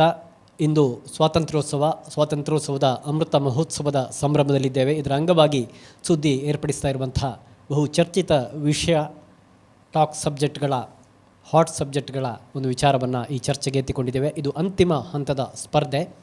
ಈ ಸ್ಪರ್ಧೆಯ ವಿಷಯ ರಾಜಕಾರಣದಲ್ಲಿ ಯುವತ್ವಕ್ಕೆ ಪ್ರಾಧಾನ್ಯತೆ ಅಗತ್ಯವೇ ಅಂತ. 2 ತಂಡಗಳು ಕೂಡ ಈ ಚರ್ಚೆಗೆ ಪರ ಮತ್ತು ವಿರೋಧಕ್ಕೆ ಸಿದ್ಧವಾಗಿ ನಿಂತಿದೆ. ಗಮನಿಸಿಕೊಳ್ಳಿ, ಇದು ಚರ್ಚಾ ಸ್ಪರ್ಧೆ ಮಾತ್ರ, ಒಂದು ವಿಚಾರದ ಪರ ಮತ್ತು ವಿರೋಧವಾಗಿ ಮಾತನಾಡುವಂಥದ್ದು. ಪ್ರಿಯ ವೀಕ್ಷಕರೇ, ಈ ಕಾರ್ಯಕ್ರಮವನ್ನು ಅಂತಿಮ ಸುತ್ತಿನ ಸ್ಪರ್ಧೆಯನ್ನು ಆರಂಭಿಸೋಣ. ಅಂತಿಮ ಹಂತದಲ್ಲಿ ಸ್ಪರ್ಧೆಯನ್ನು ಮಾಡ್ತಾ ಇರುವಂಥ ತಂಡಗಳು ಮತ್ತೊಮ್ಮೆ ತಮ್ಮನ್ನು ಪರಿಚಯಿಸಿಕೊಳ್ಳಿ. ಎಲ್ರಿಗೂ ನಮಸ್ಕಾರ. ನಾನು Charishma Kadapala, KVG engineering college Sullia, ಇಲ್ಲಿನ ವಿದ್ಯಾರ್ಥಿನಿ. ನನ್ನ ಹೆಸರು ಪ್ರಥಮ ಮೂಡಿತಾಯ. ನಾನು KVG ಇಂಜಿನಿಯರಿಂಗ್ ಕಾಲೇಜಿನ ವಿದ್ಯಾರ್ಥಿ. ನನ್ನ ಹೆಸರು ಕೀರ್ತನ್ ಶೆಟ್ಟಿ, ಸರಕಾರಿ ಪ್ರಥಮ ದರ್ಜೆ ಕಾಲೇಜು ಸುಳ್ಯ, ಇಲ್ಲಿಯ ವಿದ್ಯಾರ್ಥಿ. ನನ್ನ ಹೆಸರು ಸಾಯಿಶ್ರುತಿ ಪಿಲಿಕಜೆ, ನಾನು GFGC ಕೊಡಿಯಲ್ಬೈಲು, ಇಲ್ಲಿಯ ವಿದ್ಯಾರ್ಥಿನಿ. ರಾಜಕಾರಣದಲ್ಲಿ ಅಧಿಕಾರ ಕೇಂದ್ರಗಳು ಬದಲಾವಣೆ ಬಯಸುವಂಥದ್ದು ಸಹಜ ಮತ್ತು ಅನಿವಾರ್ಯ. ಇತ್ತೀಚಿನ ದಿನಗಳಲ್ಲೂ ಕೂಡ ಇಂತಹ ಅನೇಕ ಚರ್ಚೆಗಳು ನಡೆದಿವೆ. ಭಾರತದ ಅಥವಾ ಕರ್ನಾಟಕದ ರಾಜಕಾರಣಕ್ಕೆ ಯುವತ್ವದ ಪ್ರವೇಶ ಮತ್ತು ಪ್ರಾಧಾನ್ಯತೆ, ಬಹಳ ಮುಖ್ಯವಾಗಿ ಪ್ರಾಧಾನ್ಯತೆ ಅಗತ್ಯವೇ ಇಲ್ಲವೇ, ಅನುಭವ ಇರೋದಿಲ್ಲ ಅಥವಾ ಹೊಸ ಮುಖಗಳು ಬರಬೇಕು, ಹೀಗೆ ವಿಭಿನ್ನವಾದ ನೆಲೆಗಳಲ್ಲಿ ಚರ್ಚೆಗಳು ನಡೀತದೆ. ಹಾಗಾದರೆ ಈ ತಂಡಗಳು ಯಾವ ರೀತಿಯ ಅಭಿಪ್ರಾಯವನ್ನು ಮಂಡಿಸ್ತಾ ಇದೆ ನೋಡೋಣ. ಪ್ರಥಮವಾಗಿ ಎಲ್ಲರಿಗೂ ನಮಸ್ಕಾರ. ನವೀಕರಣಕ್ಕೆ ತುಡಿಯುವುದು ಮಾನವನ ಒಂದು ಹವ್ಯಾಸ. ಹಾಗಾಗಿ ಒಂದು ಹೊಸತನವನ್ನು ಬಯಸುವುದು, ಪ್ರತಿ ಹಂತದಲ್ಲೂ ಬದಲಾವಣೆಯನ್ನು ಬಯಸುವುದು ಸರ್ವೇ ಸಾಮಾನ್ಯ. ಈ ನವೀನತೆ ಎನ್ನುವುದು ರಾಜಕೀಯಕ್ಕೇನು ಹೊರತಾಗಿಲ್ಲ. ನಾವು ನೋಡಲು ಹೋದರೆ ಸ್ವಾತಂತ್ರ್ಯ ಹೋರಾಟದ ಸಂದರ್ಭದಲ್ಲಿ ನಮ್ಮ ದೇಶದಲ್ಲಿದ್ದಂತಹ ರಾಜಕಾರಣಕ್ಕೂ ಈಗ ಪ್ರಸ್ತುತ ದಿನಗಳಲ್ಲಿರುವಂತಹ ರಾಜಕೀಯಕ್ಕೂ ಬಹಳಷ್ಟು ವ್ಯತ್ಯಾಸಗಳಿವೆ. ಅಂದು ಪರಕೀಯರಿಂದ ದೇಶವನ್ನು ಪಡೆದುಕೊಂಡು ಒಂದು ಸಮೃದ್ಧ ಭಾರತ ನಿರ್ಮಾಣದ ಉದ್ದೇಶವೇ ಪ್ರತಿಯೊಬ್ಬ ಸಾಮಾಜಿಕ ರಾಜಕೀಯ ನಾಯಕನ ಗುರಿಯಾಗಿತ್ತು. ಆದರೆ ಪ್ರಸ್ತುತ ದಿನಗಳಲ್ಲಿ ನಾವು ನೋಡುತ್ತಾ ಹೋದಾಗ ಪ್ರಸ್ತುತ ದಿನಗಳಲ್ಲಿ ರಾಜಕೀಯವೆಂಬುದು ಯಾವ ರೀತಿ ಇದೆ? ಇಂದು ನಮ್ಮ ತಲೆಮಾರಿಗೆ ರಾಜಕೀಯವೆನ್ನುವುದು ಕೇವಲ ಜನಸೇವೆ ಅಥವಾ ಸಮಾಜ ಸೇವೆಯಾಗಿ ಉಳಿದಿಲ್ಲ. ಇದೊಂದು ಸ್ವಾರ್ಥ ಸಾಧನೆಯ ಪರಿಕರವಾಗಿ ಮಾರ್ಪಟ್ಟಿದೆ ಎಂದರೆ ತಪ್ಪಾಗಲಾರದು.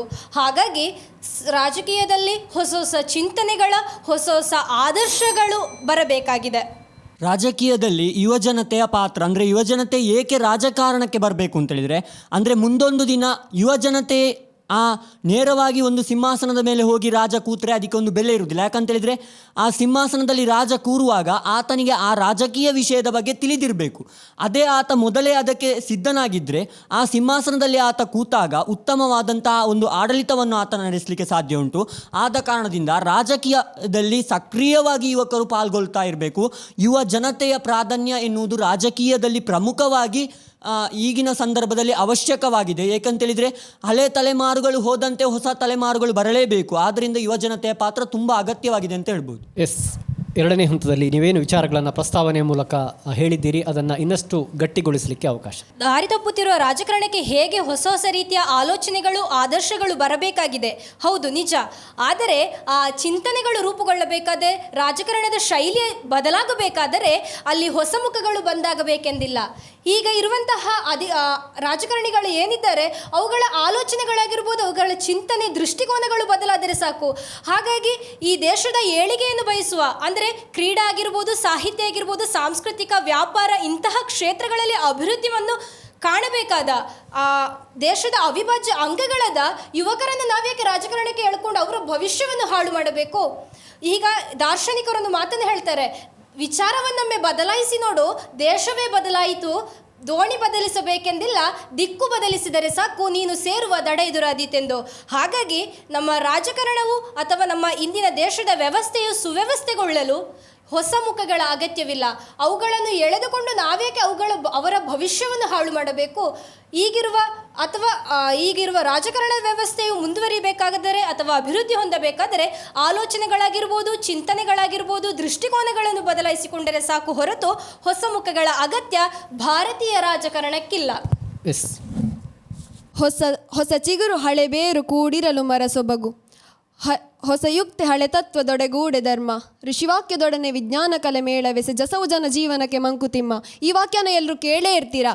ಇದರಲ್ಲಿ ಹೇಳಿರೋದು ಹೊಸ ಚಿಗುರುಗಳು ಬಂದಾಗ ಹಳೆ ಬೇರು ಮರ ಸೊಬಗಾಗುತ್ತೆ. ಅಂದರೆ ರಾಜಕೀಯಕ್ಕೆ ಆಗಿರ್ಬೋದು, ಯಾವುದಕ್ಕೆ ಆಗಿರ್ಬೋದು, ಈ ಒಂದು ವಿಚಾರ ಅತ್ಯಂತ ಸೂಕ್ತವಾದಂಥದ್ದು. ನಾವು ಹೊಸ ಚಿಗುರುಗಳು ಬರದೇ ಇದ್ದರೆ ಆ ಮರ ಬರಡಾಗೋಗ್ಬಿಡುತ್ತೆ. ಅಲ್ಲಿ ಬದಲಾವಣೆ ಜಗದ ನಿಯಮ. ಇಂದಿನ ಕಿರಿಯರೇ ಮುಂದಿನ ಹಿರಿಯರು ಆದ ಕಾರಣ ಅವರಿಗೆ ಅನುಭವ ಬರಬೇಕು ಅಂತಾದರೆ, ಅವರ ಜೀವನ ಇನ್ನೂ ಉತ್ತಮವಾಗಿ ರಾಜಕೀಯದಲ್ಲಿ ಬೆಳಿಬೇಕು ಅಂತಾದರೆ ಅವರಿಗೆ ಈಗಲೇ ಪ್ರಾಧಾನ್ಯತೆ ಕೊಡಬೇಕು. ಈಗಲೇ ಅವರಿಗೆ ಬೆಳೆಯೋಕೆ ಒಂದು ಅವಕಾಶ ಮಾಡಿಕೊಡಬೇಕು. ಮೊದಲಿಂದ ಅವರು ಬಂದು ಮುಂದೆ ಬರ್ತಾ ಒಂದು ಉತ್ತಮ ಹಂತಕ್ಕೆ ಬೆಳೆದು ನಮ್ಮ ಇಂದಿನ ಪ್ರಧಾನಿಯಂತೆ ಅವರು ಹೆಮ್ಮೆಯ ಒಂದು ನಮ್ಮ ನಾಯಕನಾಗಿ ಬರೋಕೆ ಅದಕ್ಕೆ ಪ್ರಾಧಾನ್ಯತೆ ಕೊಡದೇ ಇದ್ದರೆ ಹೇಗೆ ಸಾಧ್ಯ ಆಗುತ್ತೆ? ಸಾಧ್ಯ ಆಗಬೇಕು ಅಂತಾದರೆ ಖಂಡಿತವಾಗಿಯೂ ಅವರಿಗೆ ಪ್ರಾಧಾನ್ಯತೆ ನೀಡಿ ಅನುಭವನ ಧಾರೆ ಎರಿಬೇಕು. ಹಿರಿಯರ ಮಾರ್ಗದರ್ಶನ ಮತ್ತು ಕಿರಿಯರ ಒಂದು ಕ್ರಿಯಾಶೀಲತೆ ಹಾಗೂ ಅವರ ಚಾಕಚಕ್ಯತೆ, ಉತ್ಸಾಹ ಎಲ್ಲವೂ ಬೆರೆತಾಗ ಅಲ್ಲೊಂದು ಅದ್ಭುತವಾದಂತಹ ಆವಿಷ್ಕಾರ ಆಗುತ್ತೆ. ಅದು ನಮ್ಮ ದೇಶಕ್ಕೆ ಅತ್ಯಗತ್ಯ. ಆಗ ಕೇವಲ ನಮ್ಮ ರಾಜಕೀಯದಲ್ಲಿ ಯುವಕರ ಪ್ರಾಧಾನ್ಯತೆ ಹೆಚ್ಚಿಸಿದ್ರಿಂದ ನಮ್ಮ ದೇಶಕ್ಕೆ, ನಮ್ಮ ರಾಷ್ಟ್ರಕ್ಕೆ ಒಳ್ಳೆಯ ಉತ್ತಮವಾದಂತಹ ಭವಿಷ್ಯ ಸಿಗುತ್ತೆ. ಇದಂತೂ ಇದಕ್ಕೆ 100ಕ್ಕೆ 100 ಸತ್ಯವಾದಂತಹ ವಿಚಾರ. ಈ ಚರ್ಚೆಯ 3ನೇ ಹಂತಕ್ಕೆ ಪ್ರವೇಶವನ್ನು ಮಾಡೋಣ. ಖಂಡನೆಗೆ ಅವಕಾಶ. ಏನು ಎದುರಾಳಿಗಳು ಪರಸ್ಪರ ತಮ್ಮ ವಾದವನ್ನು ಖಂಡಿಸಿ ಮಾತನಾಡಲಿಕ್ಕೆ ಅವಕಾಶ ಇದೆ. ಈಗ ನಾವು ಒಂದು ಕುಟುಂಬವನ್ನು ತಗೊಂಡ್ರೆ, ಕುಟುಂಬದಲ್ಲಿ ಯಾವತ್ತು ನಾವು ಯಜಮಾನ ಅಂತ ಹೇಳೋದು ಯಾರನ್ನು? ಹಿರಿಯರನ್ನು. ಯಾರು ಇದ್ದದಲ್ಲಿ ಹಿರಿಯರು, ಯಾರು ಅನುಭವಸ್ಥರು, ಅವರನ್ನು ನಾವು ಕುಟುಂಬದ ಯಜಮಾನ ಅಂತ ಹೇಳ್ತೇವೆ. ಚಿಕ್ಕ ಹುಟ್ಟಿದ ಮಗುವನ್ನು ನಾವು ಯಜಮಾನ ಅಂತ ಹೇಳೋದಿಲ್ಲ. ಯುವಕರು ಹೇಗೆ ಅಂತೇಳಿ ರಾಜಕಾರಣಕ್ಕೆ ಚಿಕ್ಕ ಮಕ್ಕಳು. ನೀವು ಈಗ ಅವರು ರಾಜಕಾರಣಕ್ಕೆ ಮಾತ್ರ ಸೀಮಿತರು ಅಂತಂದರೆ ಅವರ ಎಲ್ಲ ಕೆಲಸಗಳು ಬರೀ ರಾಜಕಾರಣಕ್ಕೆ ಅಂತ ಆದರೆ ಅವರಿಗೆ ಬೇರೆ ಉದ್ಯೋಗ ಅವರು ಹುಡುಕಿಕೊಳ್ಬೇಕು. ಬರೀ ರಾಜಕಾರಣದಲ್ಲಿ ಅವರು ಕೂತ್ಕೊಳ್ಳಿಕ್ಕೆ ಆಗೋದಿಲ್ಲ. ಯಾಕೆಂತ ಹೇಳಿದರೆ ನೀವು ಅವರು ರಾಜಕಾರಣಕ್ಕೆ ಬಂದ ಕೂಡಲೇ MLA MP ಆಗಲಿಕ್ಕೆ ಆಗೋದಿಲ್ಲ. ಅವರಿಗೆ ರಾಜಕೀಯದಲ್ಲಿ ಏನೆಲ್ಲ ಇದೆ, ಅದರ ಒಳ ವಿಷಯಗಳು ಏನೆಲ್ಲ ಉಂಟು, ಅದೆಲ್ಲವನ್ನು ತಿಳಿದುಕೊಂಡ್ರೆ ಮಾತ್ರ ಅವನೊಂದು ಊರನ್ನು ಅಥವಾ ಇದು ಆಳ್ಬೋದು. ಈಗ ನಾವು ಯಜಮಾನ ಹೇಳಿದಾಗ ಯಜಮಾನನಿಗೆ ಅವರ ಕುಟುಂಬದ ಬಗ್ಗೆ ಎಲ್ಲ ಗೊತ್ತಿದ್ದ ಕಾರಣ ಅವರು ಯಜಮಾನರಾಗಿದ್ದಾರೆ. ಯಜಮಾನ ಆಗಿದ್ದವರು ಖಂಡಿತ ಯಜಮಾನರಾಗೇ ಇರ್ತಾರೆ. ಆದರೆ ಮುಂದೊಂದು ದಿನ ಯಜಮಾನರಿಗೂ ವಯಸ್ಸಾಗುತ್ತೆ, ಅವರಿಗೂ ಒಂದು ನಿವೃತ್ತಿಯ ಸಮಯ ಬರುತ್ತೆ. ಆಗ ಒಂದು ಯುವಕರೇ ಯಜಮಾನ ಆಗಲೇಬೇಕಲ್ವಾ? ಆ ಹುಟ್ಟಿದ ಮಗು ಮುಂದೆ ಬೆಳೆದು ದೊಡ್ಡವನಾಗಿ ಅದು ಯಜಮಾನ ಆಗುತ್ತೆ.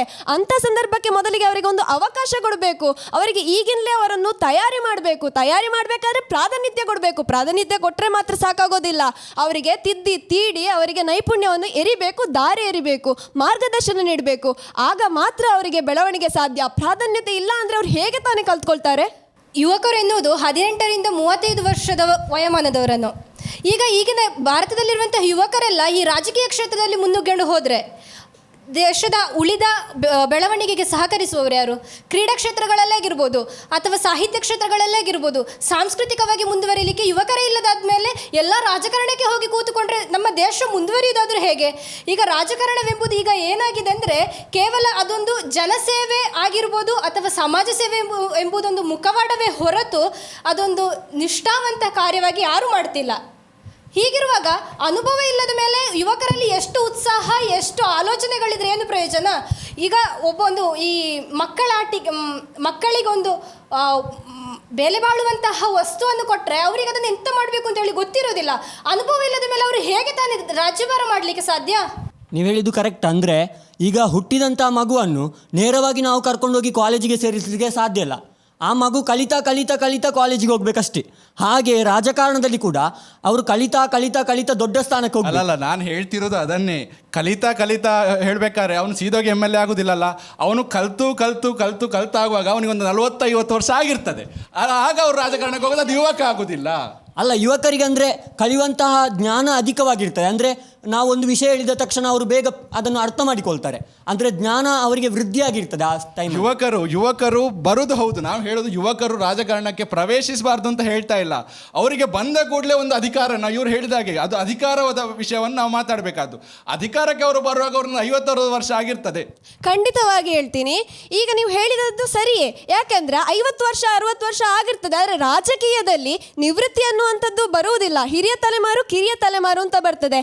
50 ವರ್ಷ ಆದರೂ ಕೂಡ ಅವರನ್ನ ಅಲ್ಲಿ ಯುವ ಮುಖಗಳು ಅಂತಾನೆ ಹೇಳುವಂಥದ್ದು ಅದು ರಾಜಕೀಯದಲ್ಲಿ ಸರ್ವೇ ಸಾಮಾನ್ಯ.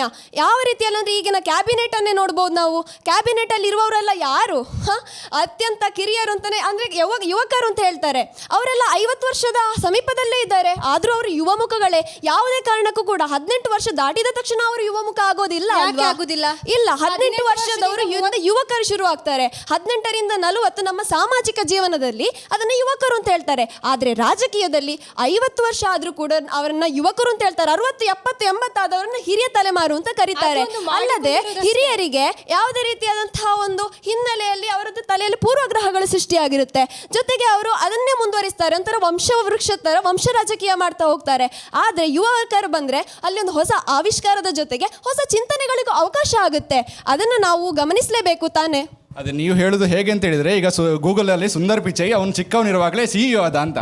ಈಗ ಕಂಪೆನಿಗಳಲ್ಲಿ ಅಥವಾ ಯಾವುದಾದ್ರು ಒಂದು ಮಾರುಕಟ್ಟೆಗಳಲ್ಲಿ ಒಬ್ಬ ಓನರ್ CEO ಅಂತ ಆಗೋದಾದರೆ, CEO ಅನ್ನೋ ವಿಷಯಕ್ಕೆ ಹೇಗೆ ಅಂತ ಹೇಳಿದರೆ, ನಾವು ಅವನ ಆಲೋಚನೆಗಳು ಅಲ್ಲಿ ಅವನು ಇನ್ಸ್ಟಾಲ್ ಮಾಡ್ಬೋದು. ಯಾಕೆಂತ ಹೇಳಿದರೆ ಅವನ ಆಲೋಚನೆಗಳಲ್ಲಿ ಇದು ಫೈನಲ್, ಅವನು ಹೇಳಿದ್ದೇ ಆಗಬೇಕಲ್ಲಿ. ಆ ರಾಜಕಾರಣದಲ್ಲಿ ಹಾಗಾಗೋದಿಲ್ಲ. ಯಾಕೆಂದ್ರೆ ಜನರು ಹೇಳೋದನ್ನು ಅವರು ಕೇಳಬೇಕು. ನಮ್ಮ ಯುವಕರಿಗೆ, ಈಗದ ಯುವಕರು ಹೇಗೆ ಅಂತ ಹೇಳಿದರೆ ಜನರನ್ನು ಕೇಳೋದು ಕಮ್ಮಿ, ನಾವು ಹೇಳಿದ ಆಗಬೇಕು. ಆದರೆ ಹಳೆಯವರು ಹೇಗೆ ಅಂತಾರೆ, ಅವರಿಗೆ ಈ ಎಕ್ಸ್ಪೀರಿಯನ್ಸ್ ಅನ್ನೋದೊಂದು ಉಂಟಲ್ಲ, ಅವ್ರನ್ನ ಮಾರ್ಗದರ್ಶನ ನೀಡುವಾಗಲೇ ಇವರು ಅದೇ ನಾನು ಹೇಳ್ತಾ ಇರೋದು. ನಾವೀಗ ಹೇಳೋದು ಯುವ ಮುಖಗಳ ಪರಿಚಯ ಆಗಬೇಕಾ ಬೇಡವಾ ಅಂತ. ಯುವ ಮುಖಗಳ ಪರಿಚಯ ಆಗೋದು ಯಾವಾಗ? 18-19 ವರ್ಷಗಳಲ್ಲಿ. 40 ವರ್ಷಕ್ಕೆ ಪರಿಚಯ ಆಗೋದು ಬೇರೆ, 18 ವರ್ಷಕ್ಕೆ ಪರಿಚಯ ಆಗೋದು ಬೇರೆ.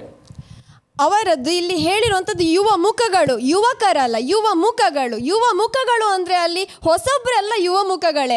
ಅಲ್ಲದೆ ನಾವೀಗ ನೀವು ಹೇಳಿದರೆ ಸುಂದರ್ ಪಿಚೈಯವರು ಅಂತ, ಅವರು ಆ ಪ್ರಾಯದಲ್ಲಿ ಅಲ್ಲಿ ಆರಂಭಕ್ಕೆ ಅಲ್ಲಿ ಯುವಕರಾಗಿ ಅವರಿಗೆ ಅವಕಾಶ ಸಿಕ್ಕಿದ್ದಕ್ಕೆ, ಅಲ್ಲಿ ಪ್ರಾಧಾನ್ಯತೆ ಅವರು ಕೊಟ್ಟಿದ್ದಕ್ಕೆ ತಾನೇ ಅವರು ಅಷ್ಟೊಂದು ಮೇಲೆ ಬೆಳೆಯೋಕೆ ಸಾಧ್ಯ ಆಯಿತು. ಅದನ್ನು ಅವರು ಈಗ ಕೂಡ ಅದನ್ನು ಮುಂದುವರಿಸಿಕೊಂಡು ಹೋಗ್ತಿದ್ದಾರೆ. ಅವರು ಮಾತ್ರ ಅಲ್ಲ, ಫೇಸ್ಬುಕ್ ಅನ್ನು ಕೂಡ ಕಂಡಿಡಿದವರು ಕೂಡ, ಬರ್ಗ್ ಅವರು ಕೂಡ ಈ ಥರ ಅವರ ಯಂಗ್ ಆದ PUC ಲೈಫಲ್ಲೇ ಅವರು ಅದನ್ನು ಅಚೀವ್ ಮಾಡಿದ್ರು. ಜೊತೆಗೆ ಇನ್ನೂ ಒಂದು ಹೇಳೋಕೆ ಇಷ್ಟಪಡ್ತೀನಿ, ಏನು ಅಂದರೆ ಇವಾಗ ಯಾವುದೇ ರೀತಿಯ ರಾಜಕೀಯದಲ್ಲಿ ನೀವು ಹೇಳ್ತಾ ಇರುವಂತಹ ವಿಚಾರಗಳಿಗಿಂತ ಭಿನ್ನವಾಗಿ ನಾವು ಚಿಂತನೆಗಳನ್ನ ಮಾಡ್ಬೋದು. ಈಗ ಒಬ್ಬೊಬ್ಬರು ಕೂಡ ತಮ್ಮ ಜೀವನದಲ್ಲಿ ಅವರದೇ ಆದಂತಹ ಒಂದು ಕನಸುಗಳನ್ನು ಹೊತ್ತಿರ್ತಾರೆ. ಉದಾಹರಣೆಗೆ ನಮ್ಮ ಯಂಗೆಸ್ಟ್ ಕ್ಯಾಬಿನೆಟ್ ಅಂತ ಕರಿತಾ ಇರುವಂತಹ ನಮ್ಮ ತೇಜಸ್ವಿ ಸೂರ್ಯ ಅವರನ್ನೇ ನಾವು ಉದಾಹರಣೆಗಳಾಗಿ ತಗೊಳ್ಬೋದು. ಯಾಕೆ ಅಂದರೆ ಅವರದ್ದು ಅತ್ಯಂತ ಯಂಗೆಸ್ಟ್ ಕ್ಯಾಬಿನೆಟ್ ಅಂತ ಹೇಳ್ತಾರೆ. ಸಚಿವ ಸಂಪುಟದಲ್ಲಿ ಅತ್ಯಂತ ಕಿರಿಯರನ್ನು ಹೊಂದಿರುವಂತಹ ಯುವಕರ ಸಂಘ ಅಂತ ಒಂದು ಅವಕಾಶ ಕೊಟ್ಟಿದ್ದಾರೆ ನೋಡಿ, ಆ ಪ್ರಾಧಾನ್ಯತೆ ಕೊಟ್ಟಿದ್ದಾರೆ ನೋಡಿ. ಎಷ್ಟೊಂದು ಜನರ ಹೆಗ್ಗಳಿಕೆಗೆ ಅವರು ಪಾತ್ರ ಆಗಿದ್ದಾರೆ, ಎಷ್ಟೊಂದು ಜನರ ಒಂದು ಮನ್ನಣೆಗೆ ಅವರು ಪಾತ್ರ ಆಗಿದ್ದಾರೆ. ಇದೊಂದು ನಮಗೆ ಸಣ್ಣ ಎಕ್ಸಾಂಪಲ್ ಆಗಬೇಕಷ್ಟೇ. ಆದರೆ ಇಂಥದ್ದು ನಮಗೆ ಸುಮಾರು ಎಷ್ಟೋ ಜನರು ಬರಬೇಕು ಅಂತ ಆದರೆ ಅವರಿಗೆ ಪ್ರಾಧಾನ್ಯತೆಯನ್ನು ಕೊಡಲೇಬೇಕು. ಇಲ್ಲಾಂದರೆ ಅದು ತುಂಬ ದೊಡ್ಡ ಅನಾಹುತಗಳಿಗೆ ಕಾರಣ ಆಗುತ್ತೆ. ನೀವೊಂದು ಮಾತು ಹೇಳ್ತೀರಿ, ಈಗ ರಾಜಕೀಯದಲ್ಲಿ 50 ವರ್ಷದ ನಂತರದವರು ಮಾತ್ರ ಯುವ ಮುಖಗಳು ಅಂತ ಆಗ್ತಾರೆ, ಯುವಕರು ಅಂತ ಆಗ್ತಾರೆ ಅಂತ. ಇಲ್ಲ, ನಾನು ಅವರು ಮಾತ್ರ ಅಂತ ಹೇಳಲೇ ಇಲ್ಲ, ಎಲ್ಲಿಯೂ ನಾನು ಮೆನ್ಷನ್ ಮಾಡಲಿಲ್ಲ. ನಾನು ಹೇಳ್ತಾ ಇರುವಂಥದ್ದು ಯುವಕರು ಅಂತ ಅಲ್ಲ, ಯುವ ಮುಖಗಳು. ಎಲ್ಲಿ ಅವರು ಹೊಸತನ, ಹೊಸ ರೀತಿಯಲ್ಲಿ ತಮ್ಮನ್ನು ತಾವು ತೆರೆದುಕೊಳ್ತಾರೆ, ಆವಾಗ ಅವರು ಯುವ ಮುಖಗಳಾಗಿ ಕಂಡು ಬರ್ತಾರೆ. ಅದು 50 ವರ್ಷ ಆಗಿರ್ಬೋದು, ಅಥವಾ 40 ವರ್ಷ ಆಗಿರ್ಬೋದು, 30 ವರ್ಷ ಆಗಿರ್ಬೋದು, 20 ವರ್ಷ ಆಗಿರ್ಬೋದು, ಯಾವುದೇ ವಯೋಮಾನದಲ್ಲಿ ಕೂಡ ಅವರು ಬರ್ಬೋದು. ರಾಜಕೀಯಕ್ಕೆ ಬಂದಾಗ ಅವರು ಹೊಸ ಮುಖ ಆದಾಗ ನಮಗೆ ಯುವ ಮುಖಗಳೇ ಅಲ್ವಾ? ಯುವ ಮುಖಗಳೇ ನಿಜ. ಆದರೆ ಒಬ್ಬ ಎಲ್ಲೋ ಇದ್ದವನನ್ನು ಯಾರು ತಗೊಂಡೋಗಿ CM ಸೀಟಲ್ಲಿ ಕೂರಿಸ್ತಾರೆ, ಯಾರು ತಗೊಂಡೋಗಿ PM ಸೀಟಲ್ಲಿ ಕೂರಿಸ್ತಾರೆ, ಅಥವಾ 50 ವರ್ಷದವರನ್ನು ಈಗ 50 ವರ್ಷದಲ್ಲಿ ಪ್ರಧಾನಿ ಆದರೆ ಅವನೊಂದು ಯುವ ಪ್ರಧಾನಿ ಅಂತ ಹೇಳ್ತಾರೆ ಅಂತ ಹೇಳಿದ್ರು ಒಂದು ಮಾತು. ರಾಜಕಾರಣದಲ್ಲಿ ಈಗ ಆಗ್ತಿದೆ ಹೇಗೆಂದರೆ ಯಂಗೆಸ್ಟ್ ಪೀಪಲ್ಸ್ ಅಂದರೆ ಅವರು 50 ವರ್ಷದಿಂದ ಸ್ಟಾರ್ಟ್ ಆಗ್ತಿದ್ದಾರೆ ಅಂತ ಹೊರತು ರಾಜಕಾರಣದಲ್ಲಿ ಯುವಕರು ಅಂದರೆ 50 ವರ್ಷದವರು ಅಂತ ಎಲ್ಲಿಯೂ ಕೂಡ ಹೇಳಲಿಲ್ಲ ಅವರು. ಅದೀಗ ವ್ಯವಸ್ಥೆಗಳು ಆ ರೀತಿ ಹಾಕೊಂಡು ಹೋಗ್ತಿದೆ ಹೊರತು ಬೇರೆ ಯಾವುದೇ ರೀತಿ ಅದರಲ್ಲಿ ಅರ್ಥಗಳಿಲ್ಲ. ಯುವಕರು ಅಂತ ಹೇಳಿದ ತಕ್ಷಣ ನಿಮ್ಮ ತಲೆಯಲ್ಲಿ ಬರುವುದು 18ರಿಂದ 40. ಆದರೆ ರಾಜಕೀಯದಲ್ಲಿ ಇದು ಯಾವತ್ತೂ ಕೂಡ ಬರೋದಿಲ್ಲ. ಯಾಕೆ ಬರೋದಿಲ್ಲ ಅಂದರೆ ಅಲ್ಲಿ ಹೇಳಿರುವಂಥದ್ದು ಯುವ ಜನತೆ ಅಲ್ಲ, ಯುವ ಮುಖಗಳು ಅಂತ ಹೇಳಿದ್ರೆ ಹೊಸ ಮುಖಗಳು, ಹೊಸತನ, ಹೊಸ ಚೈತನ್ಯ, ಹೊಸ ರೀತಿ, ಹೊಸ ವಿಷಯ. ಯುವ ಮುಖಗಳು ಹೌದು, ಅವನ ಕೆಲಸ ಎಲ್ಲ ಮುಗಿತು, ರಿಟೈರ್ಮೆಂಟ್ ಆದ, ಆಮೇಲೆ ರಾಜಕೀಯಕ್ಕೆ ಬಂದ. ಆದರೆ ಅವನು ರಾಜಕೀಯವನ್ನು ಅಂದರೆ ನೋಡೋದು ಯಾವಾಗ? 60 ವರ್ಷ ನಂತರವೇ. ರಾಜಕೀಯದ ಒಳಗೆ ಏನು ಉಂಟು ಅಂತ ಹೇಳೋದು, ಅವನು ಯುವ ಮುಖ ಆದರೂ 60 ಅವನು ಬಂದ ಕೂಡಲೇ ಯಾರು ಅವನಿಗೆ ಸೀಟ್ ಕೊಡೋದಿಲ್ಲ. MLA MP ಸೀಟಿಗೆ ಅವನು ಬಂದ ಕೂಡಲೇ, ಈಗ ತೇಜಸ್ವಿ ಸೂರ್ಯನ ಹೌದು ನೀವು ಹೇಳಿದ ಕಾರಣ ಅವನಿಗೆ ಶುರುವಿಗೆ ಬಂದು ಇದು MP ಆಗಲಿಲ್ಲ, ಅವನು ಕಾರ್ಯಕರ್ತನಾಗಿದ್ದ. 18 ವರ್ಷ ಕಾರ್ಯಕರ್ತನಾಗಿ ಅಲ್ಲಿಯ ಪಕ್ಷಕ್ಕೆ ಕೆಲಸ ಮಾಡಿದವ ಈಗ ಬಂದದ್ದು. ನಿಮ್ಮ ಮಾತಲ್ಲೇ ಇದೆ ನೋಡಿ ಸರ್, ಏನಂದ್ರೆ ಅವರಿಗೆ ಅಷ್ಟು ವರ್ಷ ಅವರು ಅಲ್ಲಿ ಕಾರ್ಯಕರ್ತ ಆಗಿ ಅಲ್ಲಿ ಸೇವೆ ಸಲ್ಲಿಸಿದ್ದಾರೆ ಅಂದ್ರೆ ಅಲ್ಲಿ ಅವರಿಗೊಂದು ಪ್ರಾಧಾನ್ಯತೆ ಕೊಟ್ಟು ತಾನೇ ಅವರು ಕಾರ್ಯನಿರ್ವಹಿಸಿದ್ದು. ಖಂಡಿತವಾಗಿ ಅಲ್ಲಿ ಬರೋಕ್ಕೆ ಸಾಧ್ಯ ಆಗ್ತಿರ್ಲಿಲ್ಲ. ಅಲ್ಲಿ ಅವರು ಬಂದಿರೋ ಕಾರಣನೇ ಅವರಿಗೆ ಒಂದು ಪ್ರಾಧಾನ್ಯತೆ ಸಿಕ್ಕಿ ಅವರು ಬೆಳೆದು ಇಲ್ಲಿವರೆಗೆ ಬಂದಿದ್ದಾರೆ. ಹಾಗೆ ಇನ್ನೂ ಒಂದು ಉದಾಹರಣೆ ನಾನು ಕೊಡೋಕೆ ಇಷ್ಟಪಡ್ತೀನಿ. ಅತ್ಯಂತ ದೊಡ್ಡ ಸ್ಥಾನದಲ್ಲಿ ಅತ್ಯಂತ ಕಿರಿಯ ವ್ಯಕ್ತಿಗಳನ್ನು ಕೂರಿಸಿದ್ರೆ ಏನಾಗುತ್ತೆ ಅಂತ ನಾವು ನೋಡಿದ್ದೇವೆ. ಆದರೆ ಅದು ಯಾಕೆ ಆಯಿತು ಅನ್ನೋದನ್ನು ನಾವು ಪರಿಶೀಲಿಸಬೇಕು ಅಲ್ವಾ? ಯಾಕೆ ಅಂತ ಹೇಳಿದ್ರೆ ಅವರಿಗೆ ಅನುಭವದ ಕೊರತೆ. ಅವರು ಅದನ್ನ ಅವರ ಅಧಿಕಾರದಲ್ಲಿ ಇದ್ದ ಸಮಯದಲ್ಲೇ ಅವರಿಗೆ ಅವಕಾಶ ಕೊಡಲಿಲ್ಲ, ಪ್ರಾಧಾನ್ಯತೆ ಕೊಟ್ಟಿಲ್ಲ. ಎಲ್ಲೋ ದೂರದಲ್ಲಿ ಹೋಗಿ ಅವರ ದೂರದ ಸಂಬಂಧಿಕರ ಮನೆಯಲ್ಲಿ ಅವರನ್ನು ಕೂರಿಸಿ ಅಲ್ಲಿ ಬಿಟ್ಟರು. ಆದರೆ ನಂತರ ದಿಢೀರಾಗಿ ಬಂದಾಗ ದಿಢೀರಾಗಿ ಅವರಿಗೆ ಅವಕಾಶ ಕೊಟ್ಟರೆ ಅದು ಇನ್ನೊಂದು ದೊಡ್ಡ ಅವಾಂತರಗಳು ಸೃಷ್ಟಿಯಾಗಿದೆ ಅಂತ ನಾವು ಕಣ್ಣಾರೆ ನೋಡಿದ್ದೇವೆ. ಅವರಿಗೆ ಪ್ರಾಧಾನ್ಯತೆಯನ್ನು ಕೊಟ್ಟಾಗ ಯಾವ ರೀತಿ ಕೂಡ ಬದಲಾವಣೆ ಆಗೋದು ಸಂಶಯನೇ ಇಲ್ಲ. ನೀವೇ ಹೇಳಿದ್ದು ಯುವ ಮುಖಗಳು ಅಂತ ಹೇಳಿದ್ರೆ ಅದಕ್ಕೆ ಏಜ್ ಮ್ಯಾಟರ್ ಆಗೋದಿಲ್ಲ, ಹೌದಾ? ನೀವೇ ಹೇಳಿದ್ದು. ಮತ್ತೆ ಯಾಕೆ ತೇಜಸ್ವಿ ಸೂರ್ಯ ಯುವ ಮುಖ ಅಲ್ಲ? ಯಾಕೆಂತ ಹೇಳಿದ್ರೆ ಅವನು 18 ವರ್ಷ, ಆಲ್ಮೋಸ್ಟ್ ಅವನಿಗೆ 16 ವರ್ಷದ ಎಕ್ಸ್ಪೀರಿಯನ್ಸ್ ಆಗಿದೆ ರಾಜಕಾರಣದಲ್ಲಿ. ಅವ ಹೇಗೆ ಯುವ ಮುಖ ಆಗ್ತಾನೆ? ನೀವೇ ಹೇಳಿದ್ದು ಎಕ್ಸ್ಪೀರಿಯನ್ಸ್ ಬಗ್ಗೆ ಮಾತಾಡ್ಬೇಕಾದ್ರೆ ಅವ ಯುವ ಮುಖ ಆಗ್ಲಿಕ್ಕೆ ಚಾನ್ಸೇ ಇಲ್ಲ. ಯಾಕೆಂದ್ರೆ ಒಂದು 15 ವರ್ಷದ ಎಕ್ಸ್ಪೀರಿಯನ್ಸ್ ಉಂಟು. ಅವ ಯುವಕ ಆಗದೆ 16 ವರ್ಷದ ಎಕ್ಸ್ಪೀರಿಯನ್ಸ್ ದಿಢೀರ್ ಅಂತ ಬಂದ್ಬಿಡುತ್ತಾ? ಈಗ ಯುವಕ ಬಂತು. ನೀವು ಹೇಳಿದ 50 ವರ್ಷ ಯುವ ಮುಖ ಇಲ್ಲ ಇಲ್ಲ ಇಲ್ಲ ಇಲ್ಲ. ನಾನು ಹೇಳಿರುವಂತಹ ವಿಷಯನ ನೀವು ತಪ್ಪಾಗಿ ಅರ್ಥ ಮಾಡ್ಕೊಂತಾ ಇದ್ದೀರಾ. ಈಗ ಸರಿಯಾಗಿ ಕೇಳಿಸ್ಕೊಳ್ಳಿ. ನಾನು ಹೇಳಿರುವಂತದ್ದು ಯುವ ಮುಖ ಯಾವ ರೀತಿ ಒಂದು ಪ್ರಾಧಾನ್ಯತೆ ಕೊಟ್ಟರೆ ಬೆಳೆದು ತೋರಿಸ್ತಾರೆ ಅನ್ನೋದಕ್ಕೆ ಉದಾಹರಣೆಯಾಗಿ ಅದನ್ನ ಕೊಟ್ಟಿದ್ದೆ ಹೊರತು ಅವರು ಯುವ ಮುಖ ಆಗಿ ದಿಢೀರ್ ಅಂತ ಬಂದು ಈ ತರ ಸಾಧಿಸಿದ್ರು ಅಂತ ಹೇಳಲೇ ಇಲ್ಲ. ಅದೇ ಯುವ ಮುಖಗಳಿಗೆ ಪ್ರಾಧಾನ್ಯತೆ ಕೊಡುವಾಗ ಅವರಿಗೆ ಒಂದು ಈಗ ಎಕ್ಸ್ಪೀರಿಯನ್ಸ್, ನಾನು ಅದನ್ನ ಹೇಳ್ತಾ ಇರೋದು. ಬಂದ ಕೂಡಲೇ ಅವರಿಗೆ MLA MP ಸೀಟ್ ಕೊಡಬಾರ್ದು. ಬಂದ ಕೂಡಲೇ ಕೊಡಿ ಅಂತ ಯಾರು ಹೇಳುವುದಿಲ್ಲ. ಅವರಿಗೊಂದು ಇಲ್ಲ ಇಲ್ಲ ಇಲ್ಲ ಬಂದ ತಕ್ಷಣ ನೀವು ಅದನ್ನೇ ಅವರಿಗೆ ಪ್ರಾಧಾನ್ಯತೆ ಕೊಡಿ ಅಂತ ಹೇಳಲಿಲ್ಲ. ಯುವ ಮುಖಗಳಿಗೆ ಅಲ್ಲಿ ಪ್ರಾಧಾನ್ಯತೆ ಅಗತ್ಯ ಅಂತ ಇರುವಂತ ವಿಷಯ. ಅಂದ್ರೆ ಈಗ ಯುವ ಮುಖಗಳಿಗೆ ನಾವು ಅವರ ದಾರಿಗೆ ಉದ್ದಕ್ಕೂ ಅವರಿಗೊಂದು ಮಾರ್ಗದರ್ಶನ ಮಾಡಿ ಪ್ರಾಧಾನ್ಯತೆ ಕೊಟ್ಟು ಹಂತ ಹಂತವಾಗಿ ಅವರನ್ನು ಮೇಲೆ ತರಬೇಕು ಹೊರತು ಅವಕಾಶನೇ ಕೊಡದೆ ದೂರ ಇದ್ಬೇಡಿ. ನೀವೆಲ್ಲೋ ಒಂದು ದೂರದಲ್ಲಿ ಈಗ ಶಾಲೆಯಲ್ಲಿ ಎಲ್ಲರೂ ಕಲ್ತುಕೊಂಡಿರಿ, ಮತ್ತೊಂದು ಜಾಬ್ ಎಂತಾರು ಮಾಡಿ ಮತ್ತೆ ಸ್ವಲ್ಪ ವರ್ಷ ಆದ ಮೇಲೆ ಬನ್ನಿ ಅಂತ ಹೇಳಿದ್ರೆ ಅವ್ರಿಗೆ ಎಂತ ಗೊತ್ತಿರ್ತದೆ? ಎಂತದೂ ಗೊತ್ತಿರೋದಿಲ್ಲ. ಗೊತ್ತಿಲ್ಲದೆ ಬಂದ್ರೆ ಅದು ಎಡವಟ್ಟೆ ಆಗೋದು, ಒಂದಕ್ಕೊಂದರೆ ಆಗ್ಬಿಡ್ತದೆ. ಅದಕ್ಕೋಸ್ಕರ ಅವರಿಗೆ ಅನುಭವವನ್ನು ದಾರಿ ಎರಿಬೇಕಾದ್ರೆ ಅವರಿಗೆ ಪ್ರಾಧಾನ್ಯತೆ ಕೊಡೋದಿಲ್ಲ ಹೇಗೆ ಬರೋದಕ್ಕೆ ಸಾಧ್ಯ? ಅನುಭವ ಎಂಬುದು ಒಂದು 10-15 ವರ್ಷಗಳ ಕಾಲ ಆಯಿತು. ಅವನು ಅನುಭವ ರಾಜಕೀಯ ಕ್ಷೇತ್ರದಲ್ಲಿ ದುಡಿತಾನೆ, ಎಲ್ಲ ಮಾಡ್ತಾನೆ. ಅವ ಆಮೇಲೆ ಯುವ ಮುಖ ಆಗುದು ಹೇಗೆ ನಿಮ್ಮ ಪ್ರಕಾರ? ಹೊಸೊಬ್ಬ ಅಂತ ಹೇಳಿದ್ರೆ ಹೊಸೊಬ್ಬರಾಗಿರಬೇಕು ಅಥವಾ ಯುವಕರಾಗಿರಬೇಕು. 15 ವರ್ಷ ಇದು ಅನುಭವವನ್ನು ಪಡ್ಕೊಂಡ ಮೇಲೆ ಅವ ಯುವ ಮುಖ ಆಗ್ಲಿಕ್ಕೆ ಹೇಗೆ ಸಾಧ್ಯ? ರಾಜಕೀಯದಲ್ಲಿ ಅವ ಸುದೀರ್ಘ 15 ವರ್ಷದಿಂದ ನಡ್ಕೊಂಡು ಬಂದಿದ್ದಾನೆ. ಅವಾಗ ರಾಜಕೀಯಕ್ಕೆ ಹಳೆಬ್ಬ, ಹೊಸೊಬ್ಬನಾಗಲಿಕ್ಕೆ ಸಾಧ್ಯ. ಒಬ್ಬ ಈಗ ಈಜು ಕಲಿಬೇಕು ಅಂತ ಇದ್ದಾನೆ, ಅವನನ್ನು ನೇರವಾಗಿ ನಾವು ಕರ್ಕೊಂಡೋಗಿ ನೀರಿಗೆ ತಳ್ಳಿ ಹಾಕಿ ನಾವು ಅದನ್ನ ಹೇಳ್ತಾ ಇರೋದಲ್ಲ, ನೇರವಾಗಿ ರಾಜಕೀಯಕ್ಕೆ ಇಲ್ಲಿ ಟಾಪಿಕ್ ಇರುದೆಂತ ಅಂತ ಹೇಳಿದ್ರೆ ರಾಜಕೀಯಕ್ಕೆ ಯುವ ಮುಖಗಳ ಎಂತ ಅಗತ್ಯವೇ ಅಂತ ಇರುದು. ಅಂದ್ರೆ ಯುವ ಮುಖಗಳು ಯಾಕೆ ಬರಬೇಕು? ಅದು ಯಾಕೆ ನೀವು ಬರಬೇಕು ಅಂತ ಹೇಳ್ತಾ ಇದ್ದಾರೆ. ಅಂದ್ರೆ ನಿಮ್ಮ ಪ್ರಕಾರ ಎಂತ? ಅವರನ್ನು ಈಜಲಿಕ್ಕೆ ಹಾಕಿ ಬಿಡಬೇಕು ಅಂತ ನಾವು ಅದೇ ಕಲಿಸ್ಬೇಕು, ಈಜಲಿಗೆ ಕಲಿಸ್ಬೇಕು. ಕಲಿಸಿದಾಗ ಮಾತ್ರ ಈಜಲಿಗೆ ಕಲಿಸುವಾಗ ಅವರಿಗೆ MLA MP ಪೋಸ್ಟ್ ಕೊಟ್ಟು ನಾವು ಕೊಡಿ ಅಂತ ಹೇಳುದಿಲ್ಲ. ಸ್ಟಾರ್ಟಿಂಗ್ MLA MP ಪೋಸ್ಟ್ ಕೊಡ್ಲಿಕ್ಕೆ ಆಗುದಿಲ್ಲ, ಓಕೆ.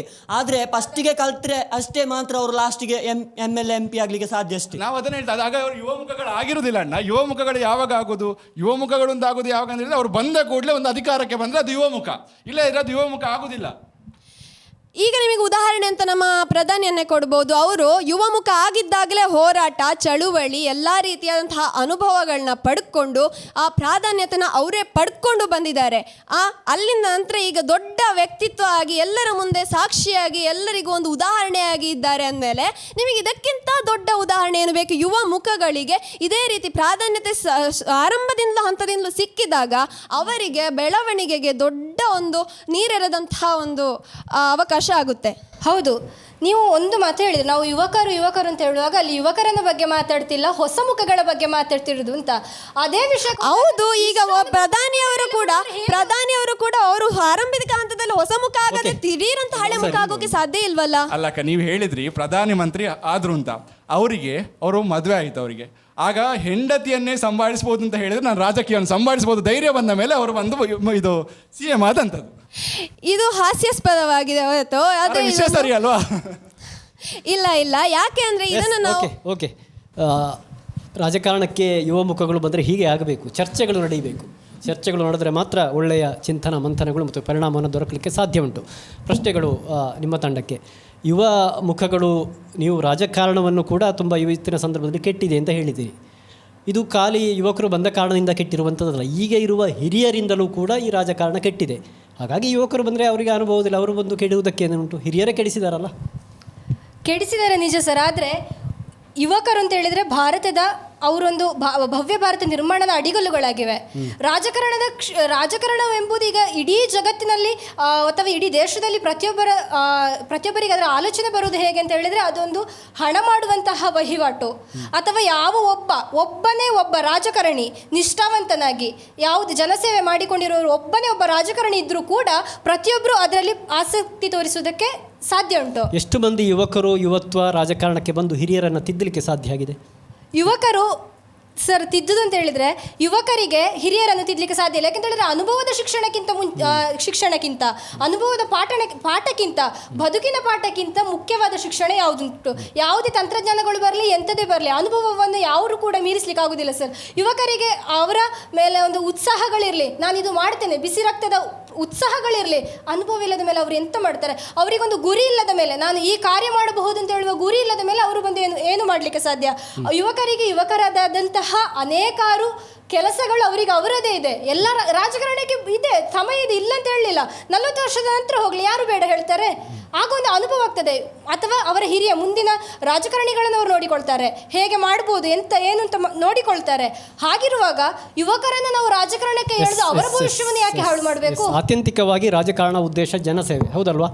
ಹಾಗಾಗಿ ಅಲ್ಲಿ ಯುವ ಮುಖವೋ ಪ್ರಾಯವೋ ಅದು ಲಕ್ಷ್ಯಕ್ಕೆ ಬರುವುದಿಲ್ಲ. ರಾಜಕಾರಣಕ್ಕೆ ಬಂದು ಎಷ್ಟು ಜನಸೇವೆ ಮಾಡಿದ್ದಾನೆ ಎನ್ನುವುದು ಮುಖ್ಯ. ಒಬ್ಬ ಯುವಕನಿಗೆ ಯುವತ್ವಕ್ಕೆ ಅದು ಸಾಧ್ಯ ಆಗದಿದ್ದರೆ ಅವರು ರಾಜಕಾರಣಕ್ಕೆ ಬಂದೇನು ಪ್ರಯೋಜನ ಅಂತ. ಯುವಕರಿಗೆ ಅದು ಸಾಧ್ಯ ಆಗುತ್ತೆ ಸರ್. ಅದು ಯಾವಾಗ ಅಂತ ಹೇಳಿದರೆ ಹಿರಿಯರ ಅನುಭವದ ಒಂದು ಮಾತುಗಳು, ಮಾರ್ಗದರ್ಶನಗಳು ಒಟ್ಟಿ ಸೇರಿದಾಗ, ಅದೇ ನಾನು ಆಗಲೇ ಹೇಳಿದ ಹಾಗೆ ಹೊಸ ಚಿಗುರು ಹಳೆ ಬೇರು ಕೂಡಿರಲು ಮರಸೊಬಗು, ಅದೆರಡು ಸೇರದೇ ಇದ್ದರೆ ಖಂಡಿತವಾಗಿ ಒಂದು ಯಾವುದೇ ರೀತಿಯಾದಂಥ ಒಂದು ಯಶಸ್ಸು ಅನ್ನೋದು ನಾವು ಕಾಣೋದಕ್ಕೆ ಸಾಧ್ಯ ಇಲ್ಲ ಸರ್. ಯಶಸ್ಸು ನಮಗೆ ಬೇಕಾ? ನಾವು ಎರಡು ಅನ್ಯೋನ್ಯತೆಯಿಂದ ಹೊಂದಿಕೊಂಡು ಬದುಕುವಂಥದ್ದು ಕಲಿಬೇಕು. ಈಗ ನಮಗೆ ಜೀವನ ಅದನ್ನೇ ಕಲಿಸಿದೆ ಈಗಾಗಲೇ. ಆದರೂ ಇದನ್ನು ನಾವು ರಾಜಕೀಯದಲ್ಲಿ ಅಳವಡಿಸಿದರೆ ಇನ್ನು ನಾವು ಎತ್ತರದ ಮಟ್ಟದಲ್ಲಿ ನಮ್ಮ ದೇಶನ ನಾವು ನೋಡ್ತೀವಿ ಸರ್. ಆದರೆ ಇವತ್ತಿನ ರಾಜಕಾರಣದ ಬಹಳ ದೊಡ್ಡ ದುರಂತ ಭ್ರಷ್ಟಾಚಾರ. ಅದು ಯಾವುದೇ ಪಕ್ಷ ಅಂತ ಇಲ್ಲ, ಯಾವುದೇ ರಾಜ್ಯ ಅಂತ ಇಲ್ಲ. ಆದರೆ ಆ ಭ್ರಷ್ಟಾಚಾರ ಪ್ರಕರಣಗಳು ಕೂಡ ಯುವಕರ ಹೆಸರುಗಳು ಕೇಳಿ ಬರ್ತಾ ಇದೆ. ಹಾಗಿರುವಾಗ ಹಿರಿಯರಿಗೂ ಕಿರಿಯರಿಗೂ ವ್ಯತ್ಯಾಸ, ಯುವಕರಿಗೂ ವ್ಯತ್ಯಾಸ ಇಲ್ಲ ಅಂತ ಆಗಿದೆ ಇವತ್ತಿನ ರಾಜಕಾರಣದಲ್ಲಿ. ಹಿರಿಯರದ್ದು ಕೂಡ ಅಷ್ಟೇ ತಪ್ಪು ಇದೆ ಸರ್. ಅಲ್ಲಿ ಕೂಡ ಅನುಭವದ ಕೊರತೆ ಆಗಿರುತ್ತೆ ಹೊರತು ಅಲ್ಲಿ ಪ್ರಾಧಾನ್ಯತೆ ಕೊಡದೆ ಎಡವಟ್ಟು ಮಾಡೋದಕ್ಕೆ ಅವಕಾಶ ಮಾಡಿಕೊಟ್ಟಿರ್ತಾರೆ ಸರ್.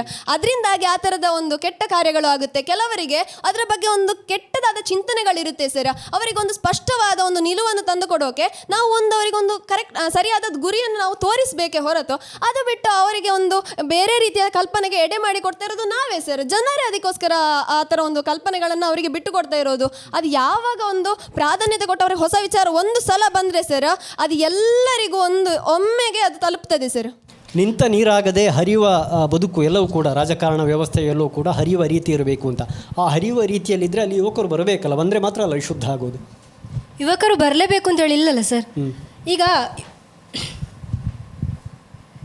ಈಗ ಯಾವುದೇ ಒಂದು ವಿಚಾರಗಳಾಗಿರ್ಬೋದು, ನಮ್ಮ ಭಾರತ ದೇಶವು ಮುಂದುವರಿಬೇಕಂತಾದರೆ ಕೇವಲ ರಾಜಕೀಯವಾಗಿ ಮುಂದುವರೆದ್ರೆ ಸಾಕಾಗೋದಿಲ್ಲ.